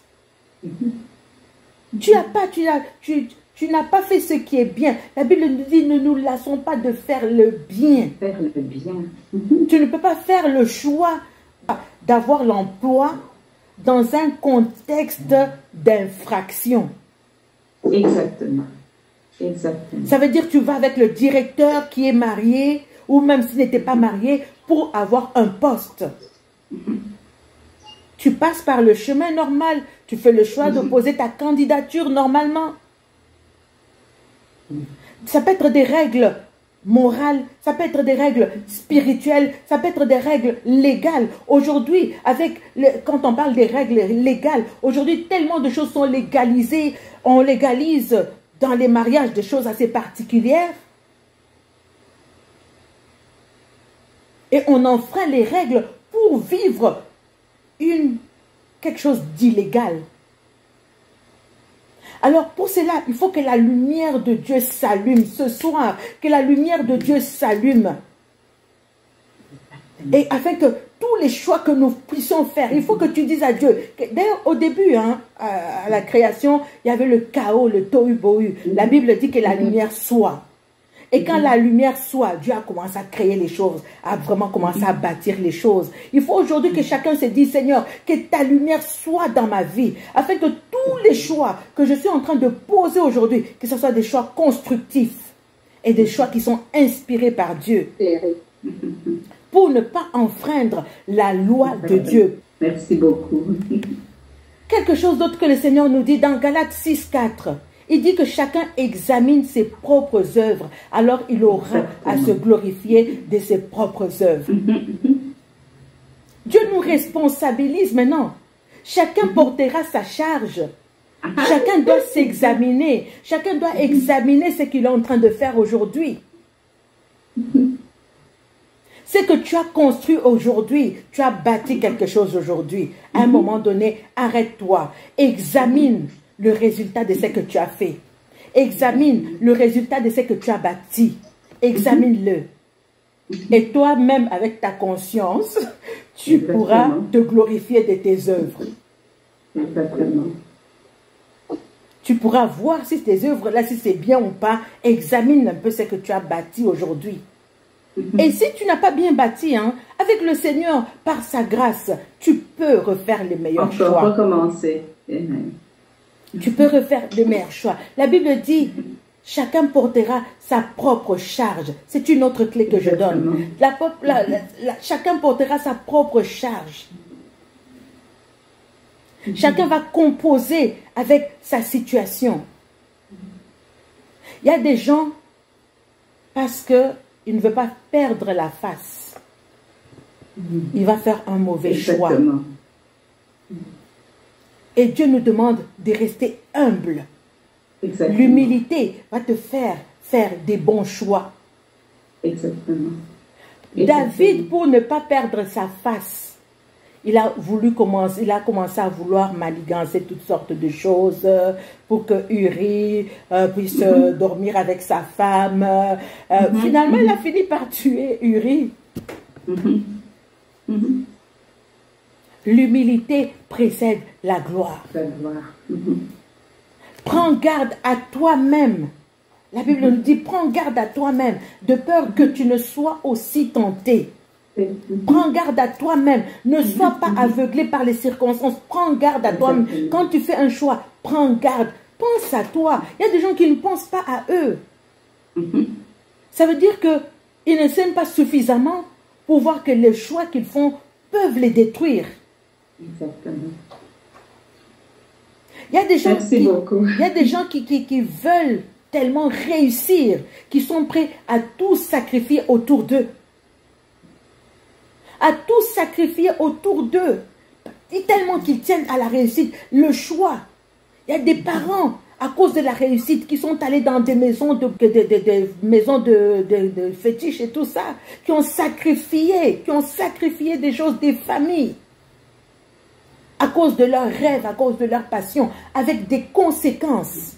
La Bible dit, prends garde à toi-même, pense à toi-même, pense un peu à tes enfants, pense à la génération d'après, aime-toi un peu, prends garde à toi-même. Et j'aime bien ce verset de Galates 6:4 qui dit, si quelqu'un vient à être surpris dans une faute, redressez-le. J'aime beaucoup ça. Redressez-le. Redressez-le. Cela veut dire quoi? Cela fait appel à une certaine catégorie de personnes qui peuvent aider. Quand on parle de redresser, hein, on parle de ramener du bas vers le haut. Le haut. Ça veut dire que quand tu veux prendre une décision, il y a des personnes qui sont des aides de destinée, des personnes qui sont matures. Tu peux demander un conseil à quelqu'un. Quelqu'un qui est rempli de sagesse, quelqu'un qui a un bon témoignage, quelqu'un qui est vraiment mature, qui peut t'aider pour prendre une bonne décision. Dieu a mis autour de nous des bonnes personnes. C'est pour ça que la Bible, j'insiste dans Psaume 1 qui nous dit de ne pas nous tenir avec des moqueurs, mais de nous tenir avec des bonnes personnes qui peuvent nous aider, qui peuvent nous donner des bons conseils, qui peuvent nous dire non, si tu fais ça avec leur propre témoignage, si tu fais ça, attention, tu vas voir ça. Des personnes vraies, des personnes intègres, des personnes qui peuvent te ramener. Parce que très souvent aujourd'hui, quand les gens parlent de redresser ou de correction, très souvent ils ne comprennent pas, ils rabaissent, ils écrasent la personne, ils l'auto-condamnent. Non, la personne dit, Dieu dit, les personnes qui peuvent redresser, c'est-à-dire qui peuvent restaurer. Il y a des gens autour de toi, même si tu as pris une mauvaise décision, qui peuvent te restaurer, qui peuvent te ramener du bas vers le haut. Entoure-toi de ces personnes-là. Quand tu veux faire un choix, tu peux faire ce conseil, demander ce conseil-là à cette personne et cette personne va pouvoir donc t'aider. Voici quelques clés que nous pouvons donner aujourd'hui. Le temps nous fait défaut, mais il y a tellement d'autres clés. Il y a beaucoup de choses à dire. Exactement, mais juste avec Galates 6 ici, on peut voir quelques clés que Dieu peut nous donner, que Dieu nous donne pour faire des choix qui sont judicieux. Voilà, Maman Marie-Claire. Merci beaucoup, Pasteur Nathalie. Il y a beaucoup de choses à dire et je sais qu'il reste encore des choses. Vraiment que le Saint-Esprit continue de parler dans le cœur de tout un chacun. Je retiens vraiment qu'il y a une responsabilité dans le choix. Et ce que Dieu nous conseille, c'est de faire le choix de quoi? Le choix de l'obéissance. Et il nous met vraiment face à cette responsabilité-là de faire le choix de l'obéissance. Comme il est dit dans Deutéronome 30, le verset 19 à 20, « J'appelle aujourd'hui à témoin contre vous les cieux et la terre. » Ça me fait penser à ce que Pasteur Nathalie a dit dans Galates, c'est que la parole de Dieu dit dans Galates, « Ne vous y trompez pas, on ne se moque pas de Dieu. » Donc, avant, avec Moïse, il dit, je mets à témoin contre vous, hein, les cieux et la terre. Les cieux et la terre ont été créés par Dieu et moi, ils sont témoins de ce que je vous dis, de la direction dans laquelle je vous conduis aujourd'hui. Je retiens aussi une chose, qu'il ne faut pas s'asseoir en compagnie de moqueurs parce que les mauvaises compagnies corrompent les bonnes mœurs. Vraiment, elles corrompent les bonnes mœurs. Nous sommes invités aujourd'hui à avoir des choix motivés, des choix tirés de la parole de Dieu, du conseil de Dieu. Et que la parole vraiment abonde dans nos cœurs, que la parole abonde dans nos vies, que nous puissions connaître quelle est la volonté de Dieu pour nos vies, pour vraiment... Dieu est un comptable, un parfait comptable. Amos 4:12, je crois, dit ceci, « Prépare-toi à la rencontre de ton Dieu. » Donc, Dieu est un comptable de toutes les grâces qu'il aura déversées dans ta vie, de la vie qu'il t'a donnée. Qu'est-ce que tu en auras fait? Et non seulement pour ta vie à toi, mais qu'est-ce que tu auras fait pour les générations futures, le fruit de tes entrailles et les générations issues de toi. Peut-être aujourd'hui, demain, il y a un président qui sera issu de tes entrailles. Que donnera-t-il à la nation? Donc, nous sommes vraiment dans ce temps de faire des choix qui sont vraiment conséquents, des choix qui sont responsables. Et en revenir vraiment à Pasteur Prosper Pascal, le sérieux, le sérieux. Tu connais toutes ces choses. Quelle est ta décision? Donc l'importance de connaître vraiment la parole de Dieu, la volonté exprimée de Dieu pour nos vies, la volonté de Dieu. Nous parlions ici, nous avons des codes, nous avons des règles à respecter. Je pense au code civil. Dans le code civil, il y a des choses qui sont interdites de faire. Si tu les fais, tu enfreins la loi, tu vas en prison. Et peut être séparée de ta famille pendant des années. Cette famille peut être privée des subsistances, des moyens de subsistance pendant des années à cause que tu as brûlé un feu rouge, à cause que tu as bu, tu as été ivre au volant. Tout dans notre vie est choix et conséquences. Vraiment, nous n'avons pas beaucoup de temps. Je ne sais pas, Sœur Rachel, si tu avais quelque chose à ajouter. Il y a beaucoup d'exemples dans la Bible, et même des exemples dans des pays aujourd'hui qui vivent un appauvrissement à cause des choix faits par les dirigeants, qui vivent un asservissement à cause des choix faits par les dirigeants, et aussi des choix faits par d'autres aussi que les populations, le peuple a accepté, les gouvernements ont accepté et laissé faire. Donc, le choix de l'inaction, ce sont des choix aussi. Et ils ont vraiment des conséquences dans nos vies. Nous voyons le cas de Adam et Ève. Ils ont été placés devant un choix. Ils devaient garder et cultiver le jardin. Qu'est-ce qu'ils en ont fait? Nous avons le choix de Balaam, Balak. Le Seigneur dit, ne va pas. Mais il a choisi quoi? L'argent. Nous avons beaucoup de cas. Je ne sais pas, Rachel, si tu as encore d'autres cas. Le temps nous manque, mais je voudrais te laisser vraiment le mot de la fin pour nous donner quelque chose qui te vient à l'esprit si tu as.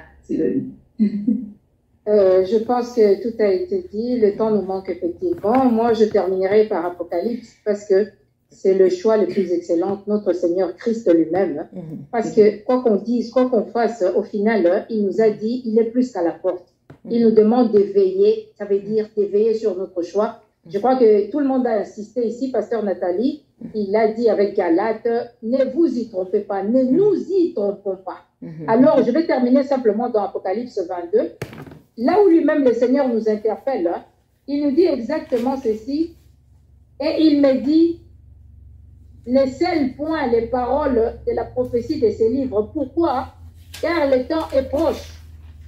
Et verset 12, voici, je viens bientôt, et ma rétribution avec moi pour rendre à chacun selon quoi ses œuvres.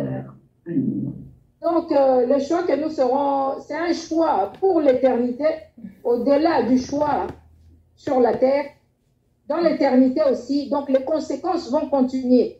Donc, nous devons penser, moi, ce que je retiens de tout ceci, on ne peut pas penser qu'à soi. Il faut penser aux générations futures, il faut penser à sa descendance, il faut penser à sa postérité. Et c'est capital. Donc, tout ce que nous faisons aujourd'hui, aussi minime que soit-il, il aura des conséquences qui peuvent être dramatiques ou qui peuvent être bénéfiques. Et on voit Timothée. Qu'est-ce que l'apôtre Paul a dit? Tu as reçu la foi de ta grand-mère, de ta mère. Ça veut dire à un moment donné, dans sa lignée, il y avait quelqu'un qui avait fait le bon choix. Alors, soyons le bon choix aujourd'hui, puisque nous écoutons. La parole de Dieu nous dit, si aujourd'hui nous entendons la voix de Dieu, n'endurcissons pas notre cœur. Écoutez ce que l'Esprit est en train de dire aux églises. L'église, c'est toi, c'est moi. Nous sommes les épouses du Christ. Il vient chercher son épouse. L'Esprit est en train de nous avertir. La sagesse est en train de parler. Faisons le bon choix pour l'éternité aussi. Moi, je vais m'arrêter ici. On n'a plus le temps. Et voilà un peu. Je pense que tout a été dit. Le Saint-Esprit continuera lui-même. Merci beaucoup. Merci beaucoup. Oui, Pasteur Nathalie, si tu as un mot de la fin, je vais te laisser aussi prier pour les familles et pour quelqu'un qui a entendu aujourd'hui et qui est touché. Avant de te laisser la parole, je vais juste un petite minute, un petit chant qui dit l'éternité, l'éternité, où vas-tu la passer? L'éternité, l'éternité, où vas-tu la passer? Jésus t'appelle, Jésus t'attend, viens à lui maintenant. Jésus t'appelle, il t'attend, viens à lui maintenant. C'est un choix aussi de suivre Christ, de renoncer aussi à sa propre vie. Vraiment, la voix du Seigneur appelle ce matin, ce soir ou ce midi, peu importe l'heure à laquelle tu vas nous rejoindre, réponds simplement à cet appel. C'est un choix pour l'éternité. Pasteur Nathalie, tu as le mot de la fin et la prière pour quelqu'un qui veut recevoir Christ. C'est un choix pour l'éternité. Ça, c'est le meilleur des choix à faire. Et tous les habitants de la terre auront à faire face à Dieu par rapport au choix qu'ils auront fait. Celui d'accepter ou celui de renier le Christ Jésus. Donc, aujourd'hui, si tu entends la voix, au travers de nous, c'est Christ qui parlait. Au travers de nous, c'est Dieu qui parlait. Aujourd'hui, si tu entends cette voix, n'endurcis pas ton cœur. Nous sommes dans cette dispensation qu'on appelle la dispensation de la grâce, le temps de l'Église. Tout est possible.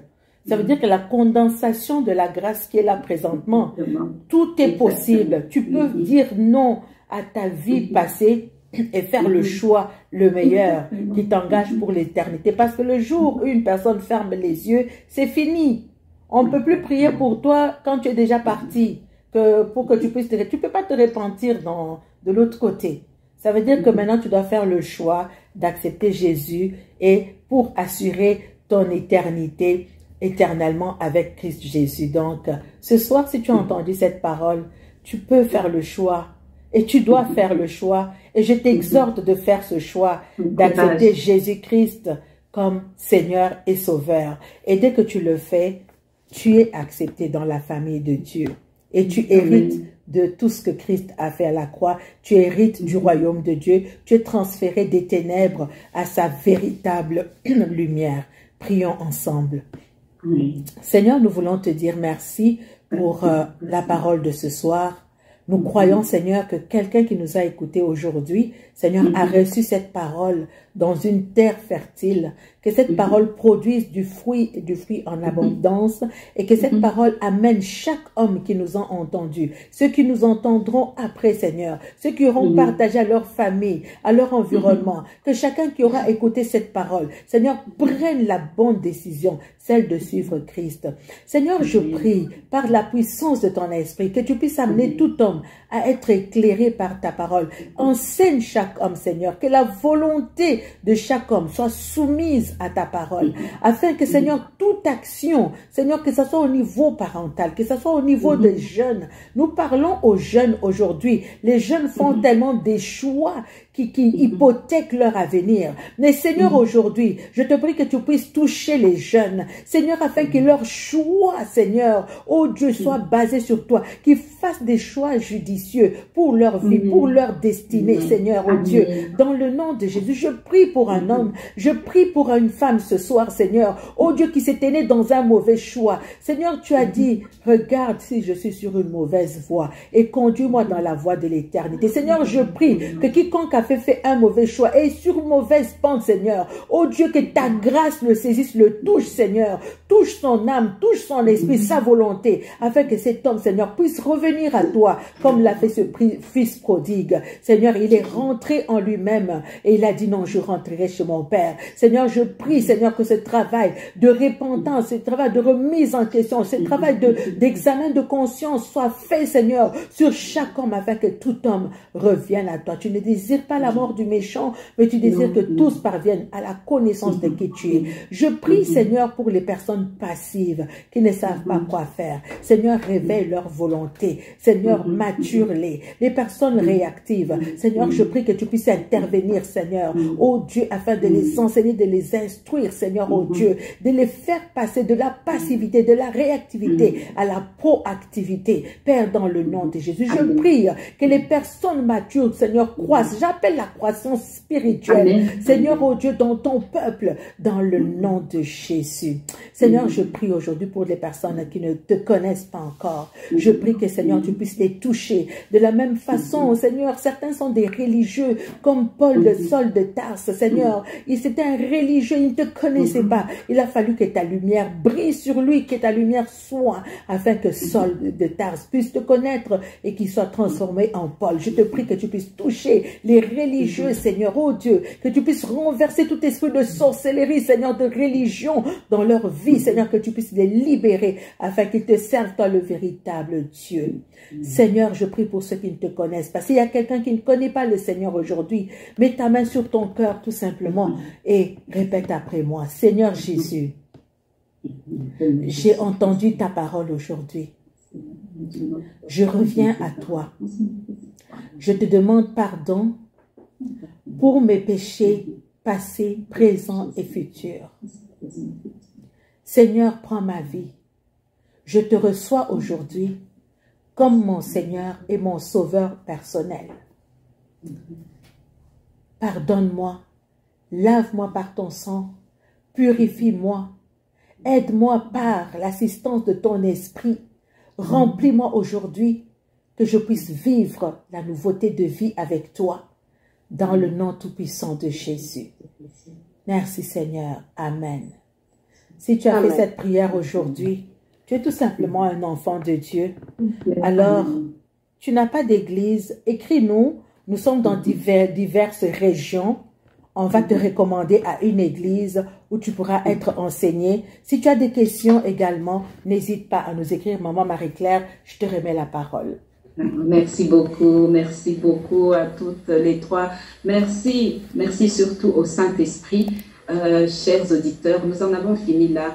Nous ne prétendons pas avoir tout dit. Le Saint-Esprit va faire toutes choses et compléter ce qu'il veut dans chacun de vos cœurs. Nous sommes sur YouTube, nous sommes sur notre page Facebook. Nous avons aussi le site Internet dont les infos, les renseignements vont défiler au bas de cette page. Que Dieu vous bénisse. Faites le bon choix. Soyez sérieux, soyez responsables et que Dieu vous bénisse. À la prochaine. À la prochaine. Merci. À la prochaine.